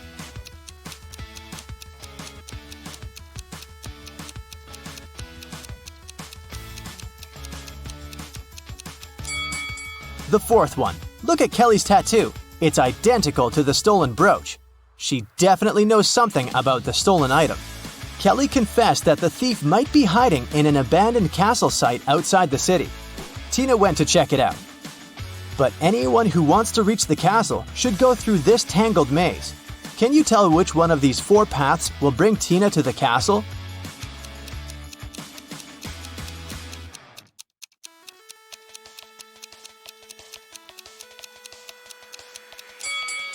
The first path leads to the pond with crocodiles. The third one leads nowhere. And the 4th way goes back to the beginning. So Tina should choose the second path. Tina entered the castle and saw a room full of ancient artifacts. She spotted the thief right away. What about you? Can you see him?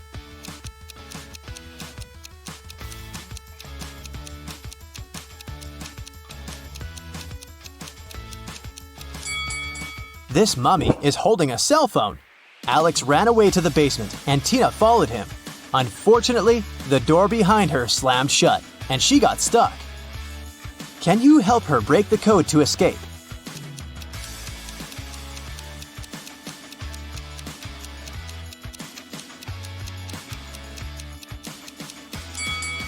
A calendar on the door says, "You force heaven to be empty." If you read the sentence again, you're going to hear a 7-digit code. U, 4, 7, 2, B, M, T. In the next room, Tina got stuck in another trap. The creepy voice explained, "If you press the right button, I'm going to let you go. But if you choose the wrong one, you'll stay here forever.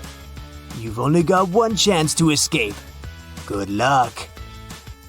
Which button opens the lock? Have you guessed?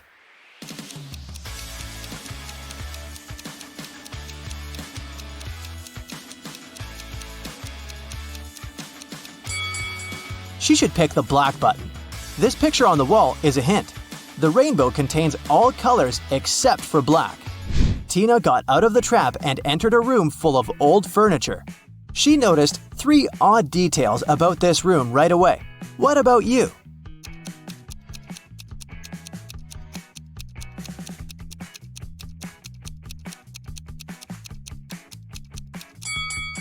There are books in this burning fireplace, but they don't burn.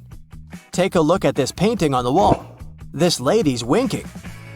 And the reflection in this mirror doesn't match the room at all. Tina found Alex near these underground gates leading to an ancient underground city. He explained that the scarab brooch hid a secret key, but there are 4 different locks on the gates. The guys only have one attempt to choose the right one. Which lock should they pick?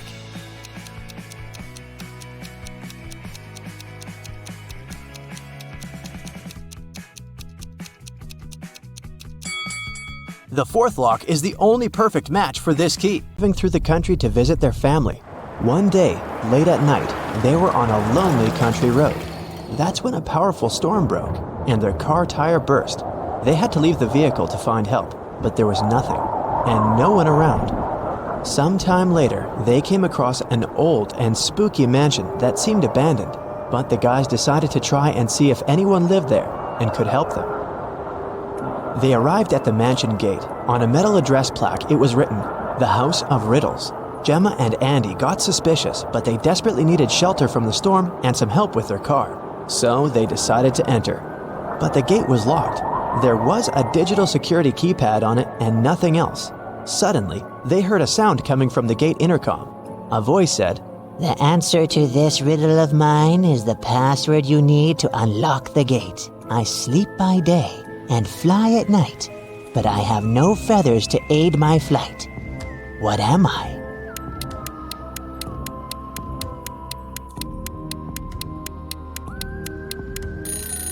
That's a bat. When the guys arrived at the door, they saw there was something engraved on it. "Stop right there, wanderer. Don't knock on the door just yet. For if you knock more or fewer times than you should, that you're gonna regret. Here's your second riddle. I am an odd number, but I become even if you take away a letter. What am I?" Gemma and Andy realized that the number equaled the number of times they had to knock on the door for it to open. Can you help them figure out the correct number?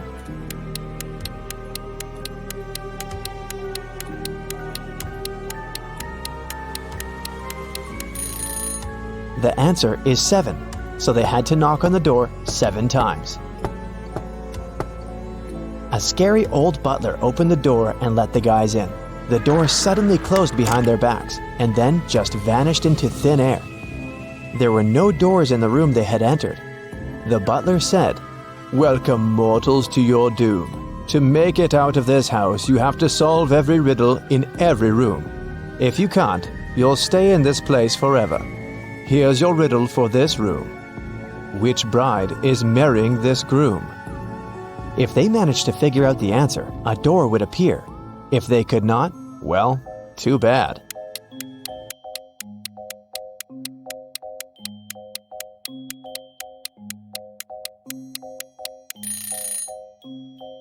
Do you see the shadows behind them? The third bride's shadow is holding hands with the groom's shadow. They're in love, so she must be his chosen one. After they answered the riddle correctly, a door appeared in front of them. They got into the next room, which was a library. 3 books fell from a bookcase in front of their feet. Then they heard the butler's voice echoing, You have to open one of these books, but choose wisely, because whatever creature the book mentions, it will appear here.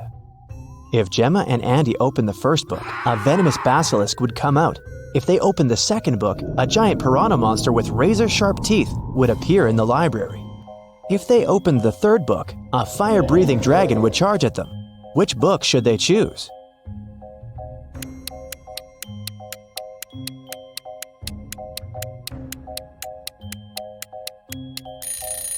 Since the giant piranha is a water creature, it can't survive on land, so the guys should choose the second book. The library door opened, and they walked into the next room. It turned out to be a dining room. A large mirror covered one of its walls, yet the reflection of the room in the mirror had some differences from the real room. Can you spot them?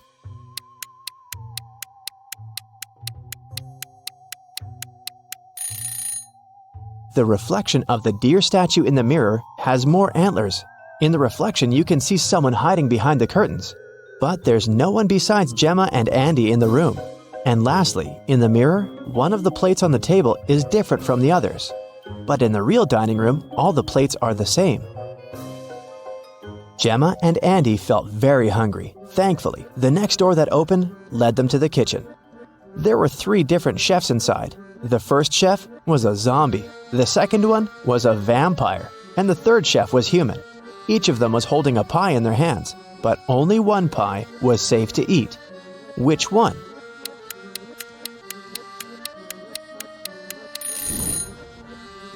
Do you see the bugs coming out of the zombie chef's pie? Yikes!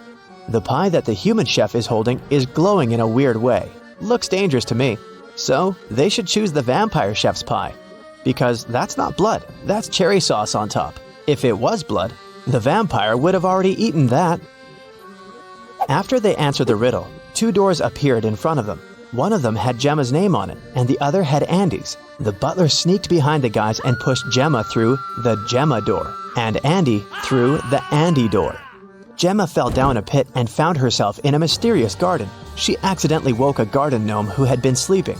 He got very angry with her, and still, he agreed to let Gemma go if she answered his question correctly.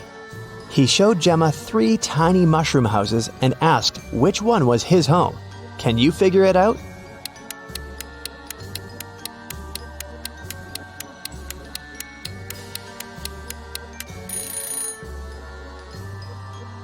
Do you see the flower on the gnome's hat? The door handle of the second mushroom house handle is the same flower, so that must be his home. Andy, on the other hand, fell into a magical dungeon. The dungeon guard was an ogre, and he looked very pleased to finally have a prisoner.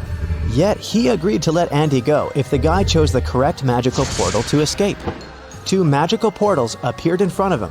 Each of them led to a room. Andy had to stay inside the room of his choice for 5 minutes. The first room was full of poisonous gas that would knock him out in 4 minutes, and the second room was filled with water. If Andy opted for this room, he would have to be chained to the floor with the water rising really fast. In which room can the guy survive? Andy should choose the first room. He should take a breath and try not to breathe for a minute. After that, he'll have to wait for 4 minutes for the door to open, and then he can escape. Family of Ravania were going to visit the city during their world trip, and, of course, they were all bringing their precious crowns with them. They asked the mayor of the city to take special precautions. Thank you. So, he placed the crowns in a safe in a hidden room in his office, guarded by a couple of security officers. However, the next morning, when the mayor came to check on the crowns to report to the royal family that they were safe, he started panicking. Can you guess why?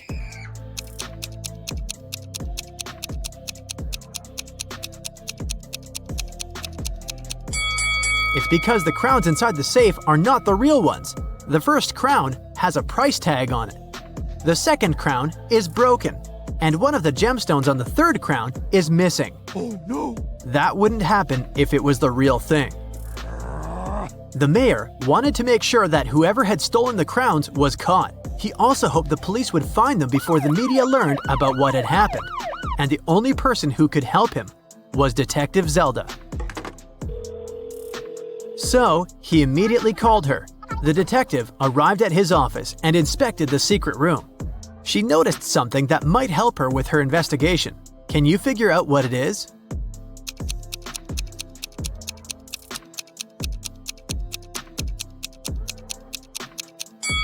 There's a piece of paper under one of the fake crowns. The thief left a note. Detective Zelda read it. Dear Maya, I'm very disappointed in you. This accident has proved how inept you are at providing comfort and security for your guests, as well as your citizens. I believe I can be convinced to give the crowns back if you pay me a large, and I mean it, sum of money. Mark my words and count on what I say in my letter on this matter. Here is my contact number. 19.1-1.3-19.4-1.2 and 13.3-1.2-6.3-9.1. Yours truly, the Riddling Man. What can you make of this number?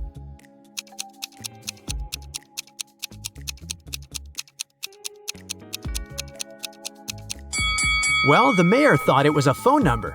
He immediately took his phone and dialed the number. But, just as Detective Zelda suspected, no one answered. In one of the last sentences of his letter, the Riddling Man underlined mark, words, count, and letter. That must be a hint. The number before the dot indicates which word you should look for in the note, and the number after the dot tells you which letter you need in that word. For example, 19.1 means you need to find the 19th word, which is comfort. The letter you need is the first one, which is C. When you do that for every number, you'll get Cafe West. Before Detective Zelda left for the cafe, she decided to check the security camera footage recorded at night. The mayor took her to the surveillance room. There were 3 different monitors, each showing the room from different angles. Detective Zelda realized only one of them was still recording live. The other 2 were showing fake images. Which recording is real and why?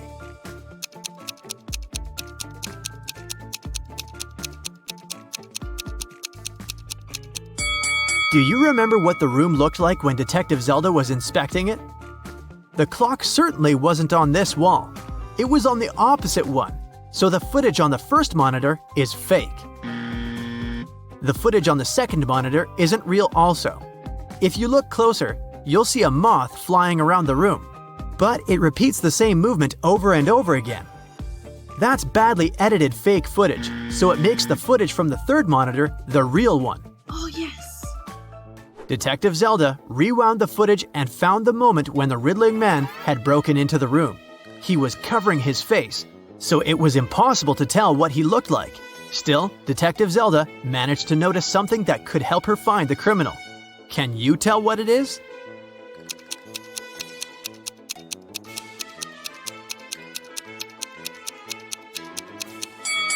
If you look at the lower left corner, you'll see someone walk into the room and leave it quickly while the Riddling Man is stealing the crowns. Could that mean that the Riddling Man has a partner?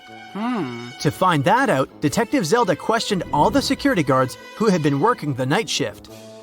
The first guard, George, said that he'd been keeping watch in front of the door. The only time he left his place was when he took a short bathroom break. The second guard, Joe, said he'd been standing in front of the door to the mayor's office all night, and the only person who took a break was George. The third guard, Brian, said he'd been right there by the door as well. Detective Zelda knew only one of them was telling the truth, and the other 2 were lying. Who is the liar?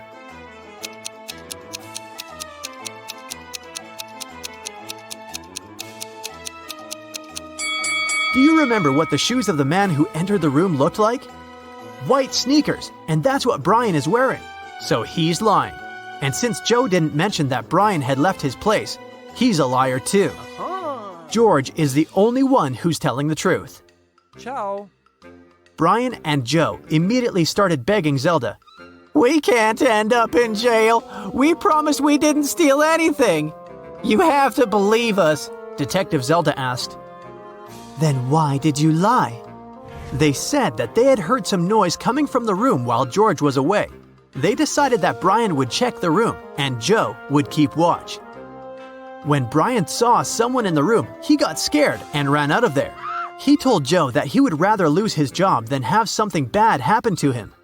As for Joe, he lied because Brian was his best friend, and he didn't want him to get fired. And since they never saw anyone enter or exit the room, they thought they were imagining things.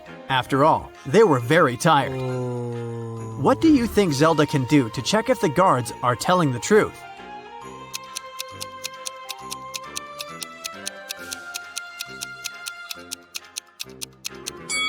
She can check the surveillance footage of the street outside the building to confirm that nobody entered or left. When Zelda couldn't see anyone even walk across the street, she came to the conclusion that Brian and Joe were telling the truth. Yeah. The detective decided to check the secret room once again to figure out how the riddling man had gotten inside. Sometime later, she managed to spot another hidden door. Can you see it too?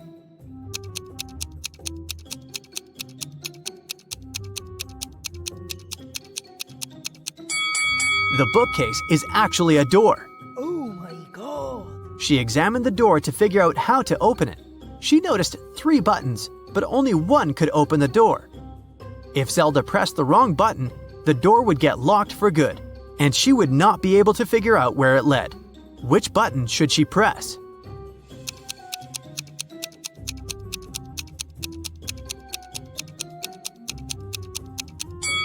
Take a look at the books next to the buttons. One of the titles is meaningless, while the others make sense. That must be an anagram, a word or phrase formed by rearranging the letters of another.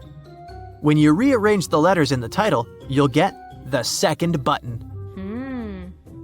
Detective Zelda pressed it, and the bookcase door opened. The woman saw a narrow hallway with stairs leading down. She took a step, and the door closed behind her back. She tried to force it open, but it wouldn't move. The only thing she could do was go down the stairs. She ended up in an underground pit. Inside, there was nothing but a shovel and a sign that showed her that she was around the pit. In the hole to the left, there were venomous snakes.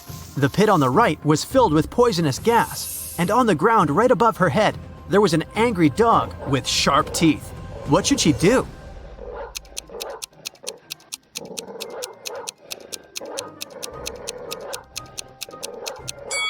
She should dig upwards. She needs to listen to the sounds the dog makes and wait for the animal to fall asleep. Then she should walk quietly past it. That must be how the riddling man entered and left the room.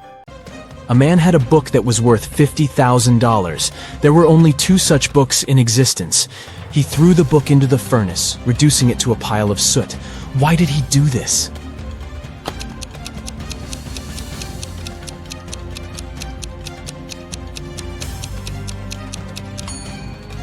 He destroyed the book because he had both copies. After destroying one of them, there was only one left, so its value immediately went up. Mr. Brown's sons found their dad unconscious on the floor of his office. They immediately called their father's friend, Detective Smith. The detective knew that Mr. Brown was uber wealthy. His sons were going to inherit loads of money, but one of them must have needed money urgently. Smith questioned each of the brothers separately. David, the oldest, said, "I came in to feed the fish, and Dad was still fine." Marcus said that he had come in to discuss his business plans, and his father had given him some great advice. And Lucas, the youngest brother, said, "I entered Dad's office because I needed a favor. I wanted to take his car to impress the girl I like." Detective Smith immediately realized who was lying. And you?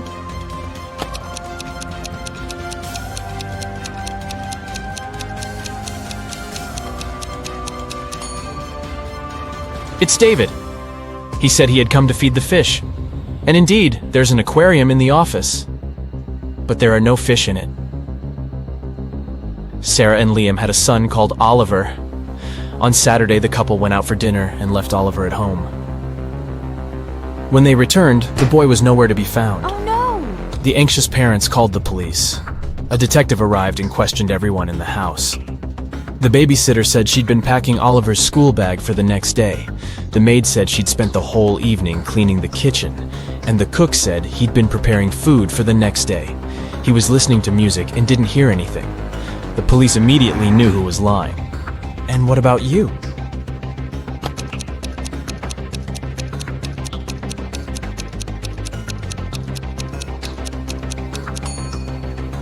It was the babysitter. Children don't go to school on Sundays, so Oliver didn't need his school bag to be packed. Detective Adams arrived at the Museum of Modern Music because someone had stolen legendary shoes that belonged to Elvis Presley.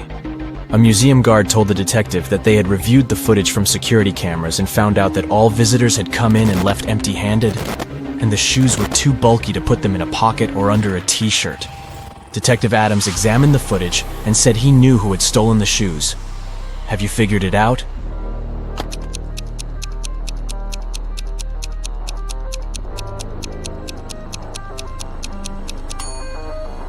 It's the red-headed guy. When he entered the exhibition, he was shorter than other visitors. But when he was leaving, he was as tall as the others. He must be wearing Elvis's high-heeled shoes. Let's check how attentive you are. Look at this picture and try to figure out what's wrong here.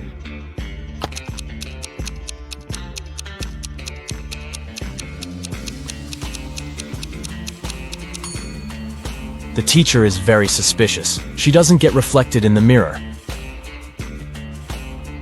Now, how about these people? What are they doing wrong?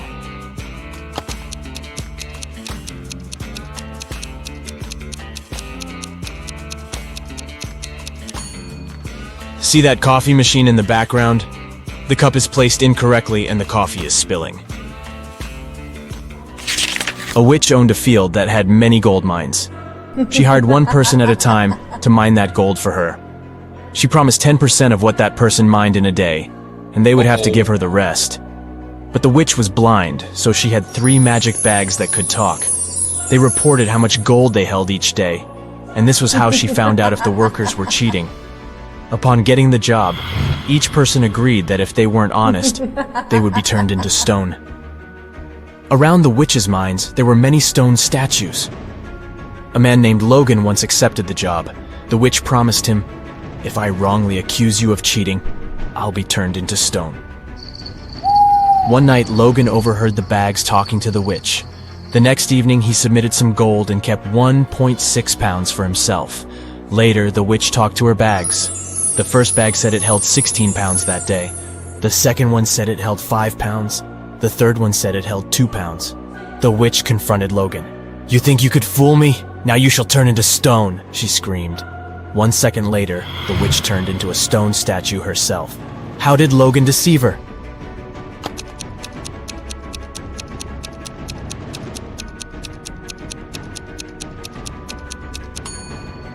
Logan put 2 pounds of gold in bag number 1, 3 pounds in bag number 2, and 11 pounds in bag number 3.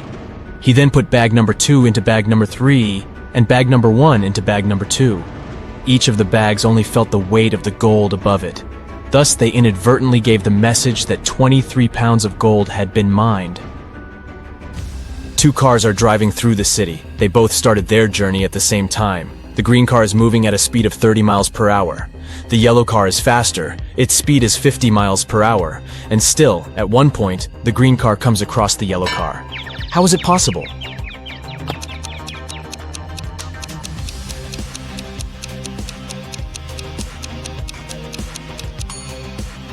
The cars are traveling in opposite directions. Larry called the police because he had some concerns about his friend Brandon. He said, "Brandon has recently returned from Brazil and has been behaving strangely since then. I've just received a weird phone call from him. I think it would be better if you came with me." When police officers picked him up, Larry gave them the address. He explained he hadn't been there yet. Brandon rented the place soon after he came back from his trip. When they arrived at the house, they saw a mess inside. There was some paint spilled on the floor, and one police officer accidentally stepped into it. Larry noticed it. "How unlucky! Let me take you to the bathroom." After that, he immediately got arrested. Why? Uh-oh.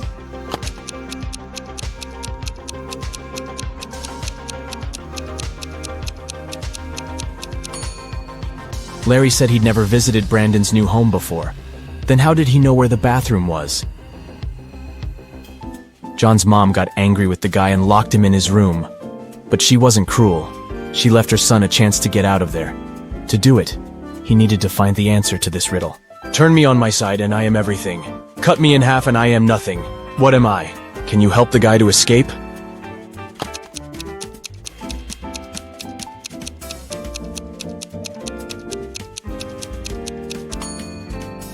The answer is the number 8. On its side, it's infinity, but cut it in half, and you'll get 2 zeros. It's a 5-digit whole number. It reads the same, forward, backward, and upside down. Its second digit is half of the third one. The 5th digit is the product of the first and the second ones. And the sum of all the digits is 10. What number is it?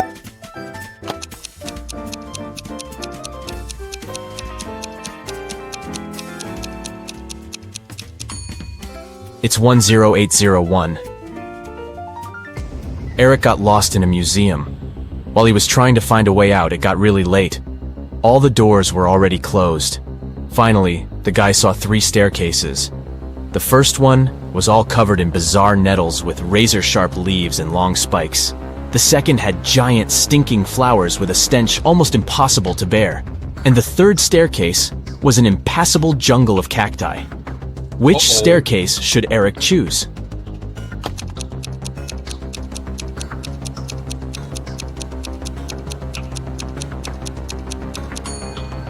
He should opt for the second staircase. Even though the flowers are gross, they're relatively harmless. When you add 5 to 6, you will get 11. But when you add 6 to 7, you will get 1. How is that possible?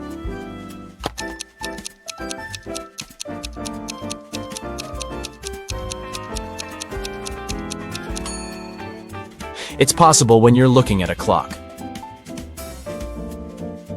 A coin is put into an empty bottle. Then this bottle is plugged with a cork. How can you remove the coin without breaking the bottle or pulling the cork out?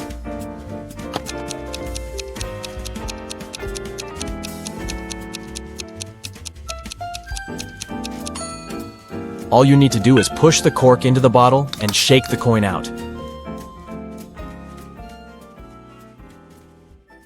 Peter and Zach continue their journey. In the evening, the guys saw these 3 hitchhikers not far from a bus stop. They could only pick up one person. Who should they choose?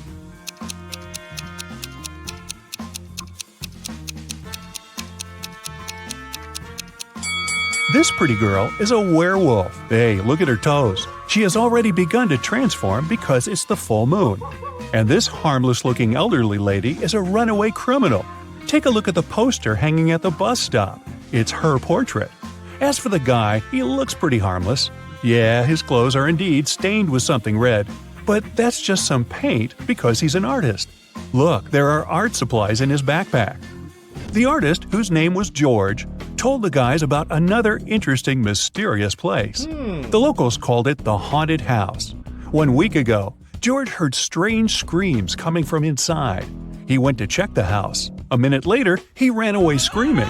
What scared him so much?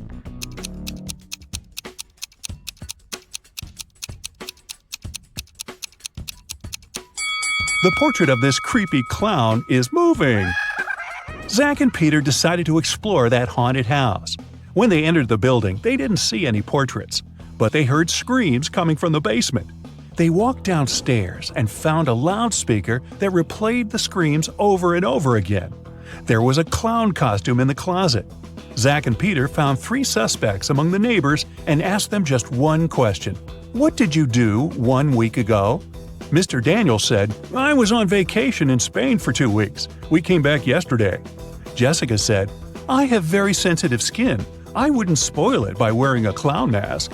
As for Henry, he said he had been preparing for his tests at college 24/7. Who's lying?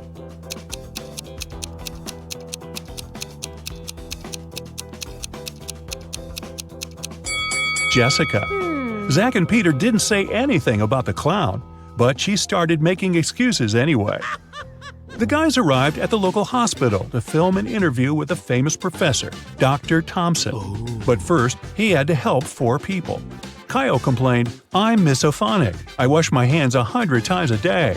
Kelly explained, I'm afraid of heights. I can't even ride a bike. Fred complained, I have a strong fear of water. I can't even look at a faucet.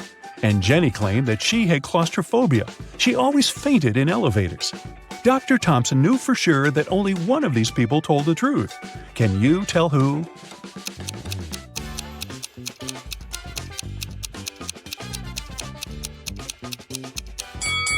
Fred can't be afraid of water. He has an aquarium with fish in his house. Jenny lives in a tiny van, so she can't have claustrophobia. And Kyle's apartment is too messy for someone who has a fear of dirt and germs. So it's Kelly. She sleeps on the floor, which is normal for someone with an abnormal fear of heights. Next stop, creepy caves. Zach and Peter went to see ancient ruins in the middle of the woods. Many people had disappeared there. The guys heard weird screams coming from the cave, ran toward the sound, and got lost. Suddenly, they saw 3 tunnels. The first tunnel was filled with fire. A hungry vampire was waiting in the second tunnel. And the third tunnel was filled with poisonous apples. Which way should they choose?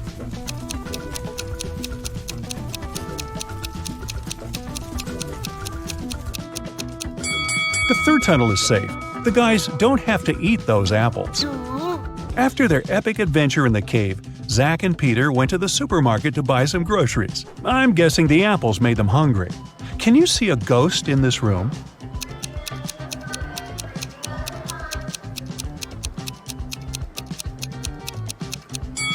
Here it is. Peter and Zach found out that people had seen some zombies in this abandoned town. So they decided to make a stop there and check for themselves. The town looked empty. The guys were very disappointed. But suddenly, a crowd of hungry zombies popped out of nowhere and started chasing them. The guys ran into a hospital and locked the door. Zombies began breaking the door down. Luckily, a helicopter with a rescue team arrived quickly. It was going to land on the roof. Zach and Peter needed to get there as soon as possible. Help them find the shortest way.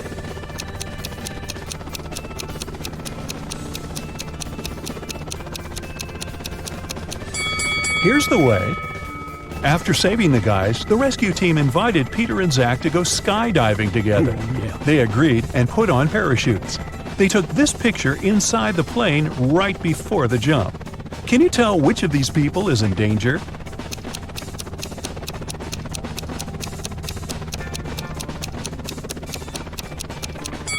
This man over here, he's wearing a regular backpack instead of a parachute. The guys made a stop on the shore of a famous, mysterious lake. They went fishing. Suddenly, a mermaid jumped out of the water and dragged Zach into the lake.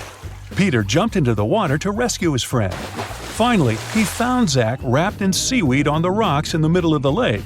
3 mermaids had gathered around Zach and were singing their songs. When they noticed Peter, they said, "We'll set your friend free if you guess which one of us is not a real mermaid." Can you help the guy?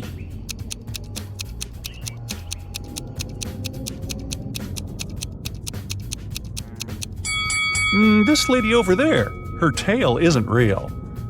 Sometime later, Peter's aunt, Sarah, called them. She was very upset. She found out that she had left her diamond ring in the guy's trailer.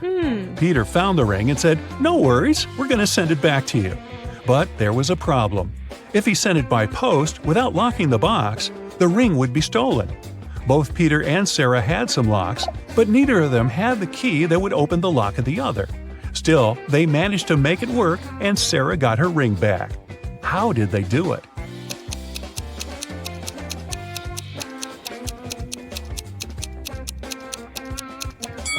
Peter locked the box with the ring and sent it to Sarah.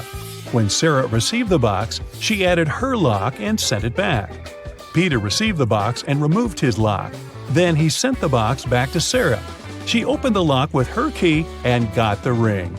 Man, these folks lead complicated lives, don't you think? 3 people decided to spend their vacations in Antarctica.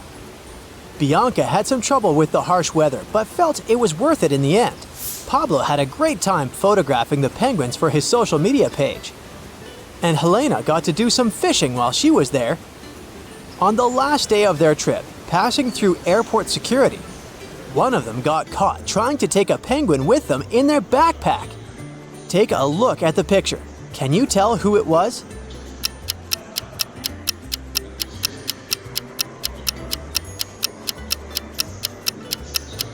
Let's see what we have here. Well, well, is that a penguin's feet poking out of Helena's backpack? It sure is. Guess she did more than just fishing during her vacation. Yikes! These three young men are brothers. They were born as identical triplets, and their favorite hobby is to confuse people by switching their identities. Carol is a longtime friend of the brothers, but she hadn't seen them in over a decade. When she arrived at their place, she couldn't tell who was who. She asked the one sitting on the left, "Which brother is sitting in the middle?" And the reply was, "That's Sam." And she returned to the guy in the middle and asked, "What's your name?" And he said, "I'm Alex." She turned to the guy on the right and asked, "Who's that guy in the middle?" And the answer was, "Ah, that's Bob." Carol got frustrated at her friends but decided to play along. She knew that Sam always told the truth, Bob always lied, and Alex was unpredictable. Sometimes he lied, but sometimes he told the truth.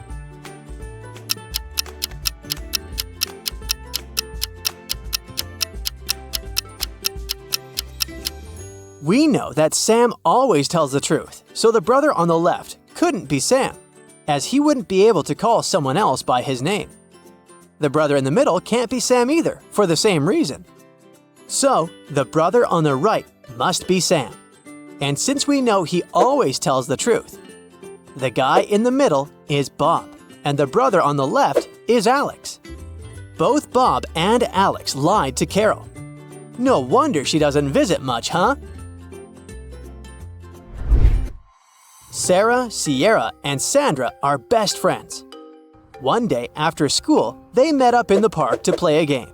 Each of them bought a certain amount of candies and chocolate bars before their game started. When they sat down to play, here's what happened. Sarah gave Sierra and Sandra as many sweets as they already had. Then, Sierra gave Sandra and Sarah as many sweets as they had. And finally, Sandra gave Sarah and Sierra as many sweets as they had. At the end of this crazy switcheroo, each of them had exactly 24 candies in their box. How many sweets did they have in the beginning?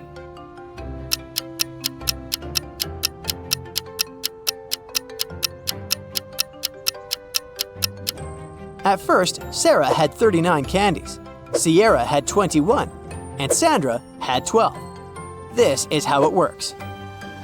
In the first round, Sarah gave Sierra 21 candies to match what she had and gave Sandra 12 candies. She was left with 6 candies for herself. In the next round, Sierra gave 6 candies to Sarah and 24 to Sandra to match what they had. By the end, Sandra gave Sarah 12 candies and another 12 to Sierra. Detective Robin was called to Long Hill College to investigate a series of thefts that were happening on campus. In a week's time, the man had 3 suspects. "What were you doing when the last theft happened?" he asked them. Thomas said, "That day I was away. I had to take my younger sister to her violin rehearsal." Judy said, I spent the day at the library getting ready for the midterm tests. Robert said, "I was also at the library, studying Portuguese. I'm going to Guatemala for the summer vacation, so I'm trying to catch up on the language." The detective immediately knew who was lying. Can you tell who it was?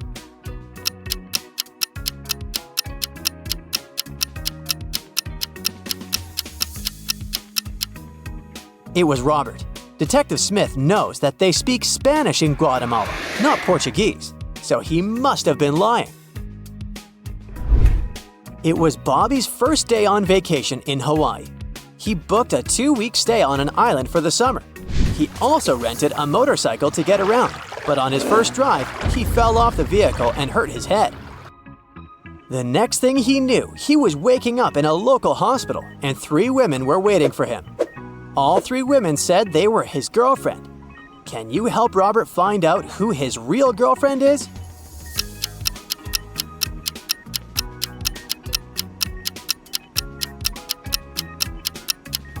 The first woman is too tanned for the first day of vacation.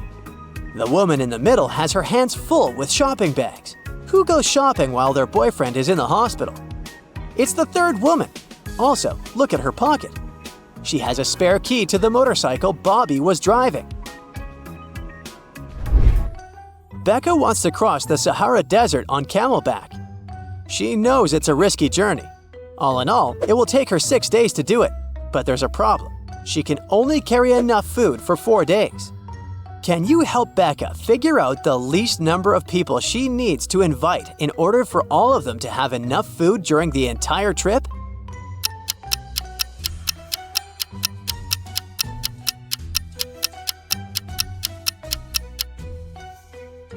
She'll need to invite at least 2 people. Let's say Brendan and Tucker decide they want to tag along. By the end of the first day, they'll have enough food for 9 days. If they ate the equivalent of 3 days of food from Brendan's bag, Brendan would still have 1 day of food left to head back home and not need to cross the desert. Becca and Tucker can continue the crossing with an 8-day food package. On the end of the second day, the total food supply will be reduced to a 6-day package. Now, Tucker will have enough food for 2 days in his package and he can head back home. This will help Becca to finish the 4 last days by herself. Way to go, Becca!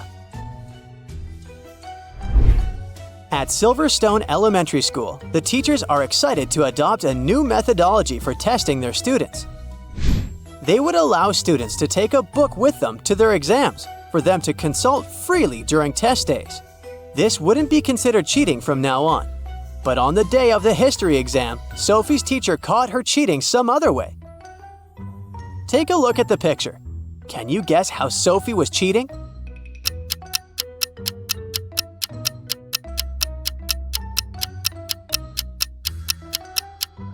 Sophie is hiding her cell phone inside her book. I guess that wasn't all that clever of her, huh?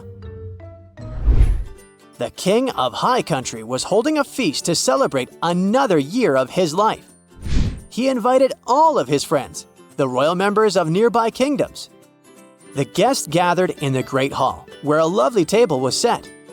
Before the celebration began, one of the courtiers informed the king that all the drinks on the table were poisoned. Still, the king said nothing and offered everyone to raise a toast to the new millennium. All the guests got up and raised their glasses. That's when the king noticed the villain who had been trying to poison him and other guests. Take a look at this image. Can you tell who it is?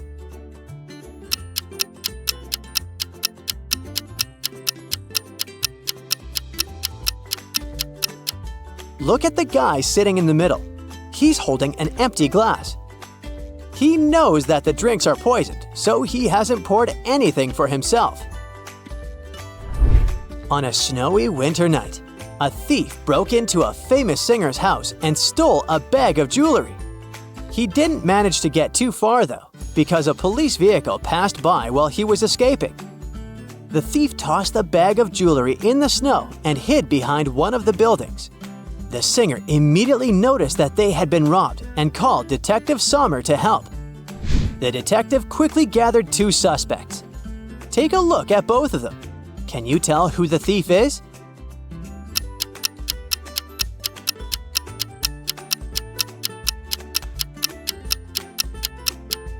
If you dig snow with your bare hands, they will most likely turn red. Take a look at that guy's hands. They're burning red. He must be the culprit. Before the dinner, Kevin's brothers decided to prank Kevin and Jill and serve some snacks. There are 3 bowls with snacks, but only one of them contains edible snacks. Can you help Kevin and Jill choose the right bowl?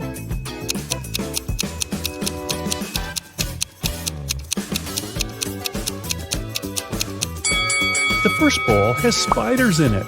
The second bowl doesn't only contain chips, but also Lego parts. And there's a couple of dirty socks inside the third bowl. Therefore, the safest option is bowl number 2. They just need to be careful not to eat Lego parts. During the dinner, Kevin's mother has been asking Jill embarrassing questions. Jill told her 4 facts about herself. She graduated from college with honors. She doesn't have any tattoos. Jill and Kevin met each other online. Her favorite color is blue. But only 3 facts are true. Which one is false?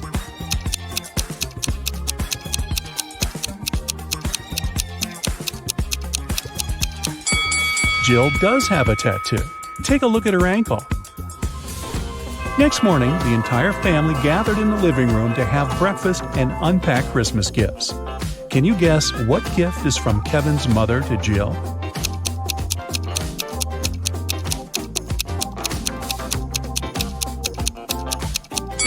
This blue box. It's the only gift wrapped in a different color than others. Kevin's mother probably learned that Jill would come over after having wrapped all the gifts for her family. Besides, Jill mentioned that she loved blue color. Kevin and Jill went hiking nearby Kevin's hometown. It started to snow, and they decided to spend a romantic night in the woods. They rented a lovely cabin. Next morning, Jill got out of the bed and saw that their backpacks had disappeared. Hey! Take a look at this picture. Can you guess who stole their stuff?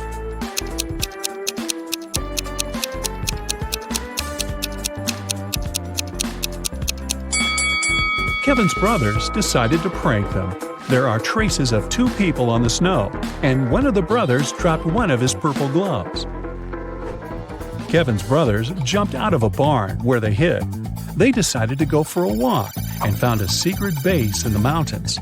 It was well guarded, but Kevin's brother Mike found an open door. The door slammed shut just as Mike got inside. He saw 3 pots in front of him. There was a fire in the first one. The second one was full of acid, and there was a working electric saw in the third pot. Suddenly, a mysterious voice said, "You can get a key from one of the pots to break free, but you can't move the pots." How did Mike escape?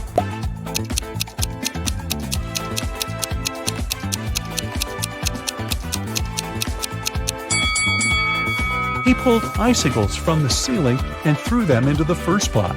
The icicles melted and put the fire out. The guys continued their journey. Soon after, they decided to stop and have a quick snack. Kevin's second brother, Andy, spotted a cave. As soon as he entered the cave, the way out disappeared. Now he must choose between 3 doors. There are poisonous scorpions behind the first door. There's a sleeping potion behind the second door, and he would have to drink. Finally, there's a hungry tiger behind the third door. What should Andy do to escape?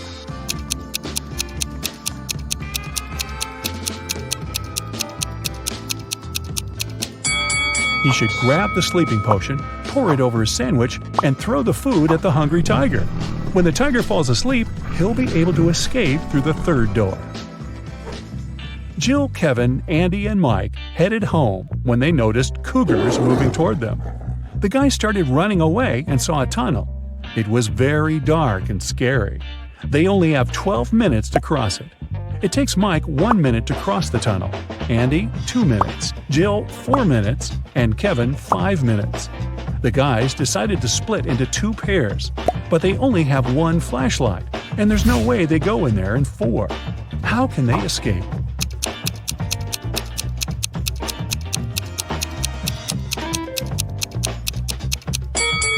Andy and Mike should walk through the tunnel with the flashlight in 2 minutes. Then Mike returns. They still have 9 minutes. Kevin and Jill run through the tunnel with the flashlight and give it to Andy. It will take another 5 minutes. Then Andy should run to Mike, and they will escape together with the remaining 2 minutes. Kevin and Jill returned home, but the adventure continued. Someone robbed their apartment yesterday. They called the police and questioned the neighbors. Dan said that he had spent all holidays at work and didn't come home at all. Vicky was wearing headphones because she was making music, so she couldn't hear any suspicious sounds. And Emily spent the holidays at her sister's place because construction workers had to finish renovations in her apartment. Who is lying?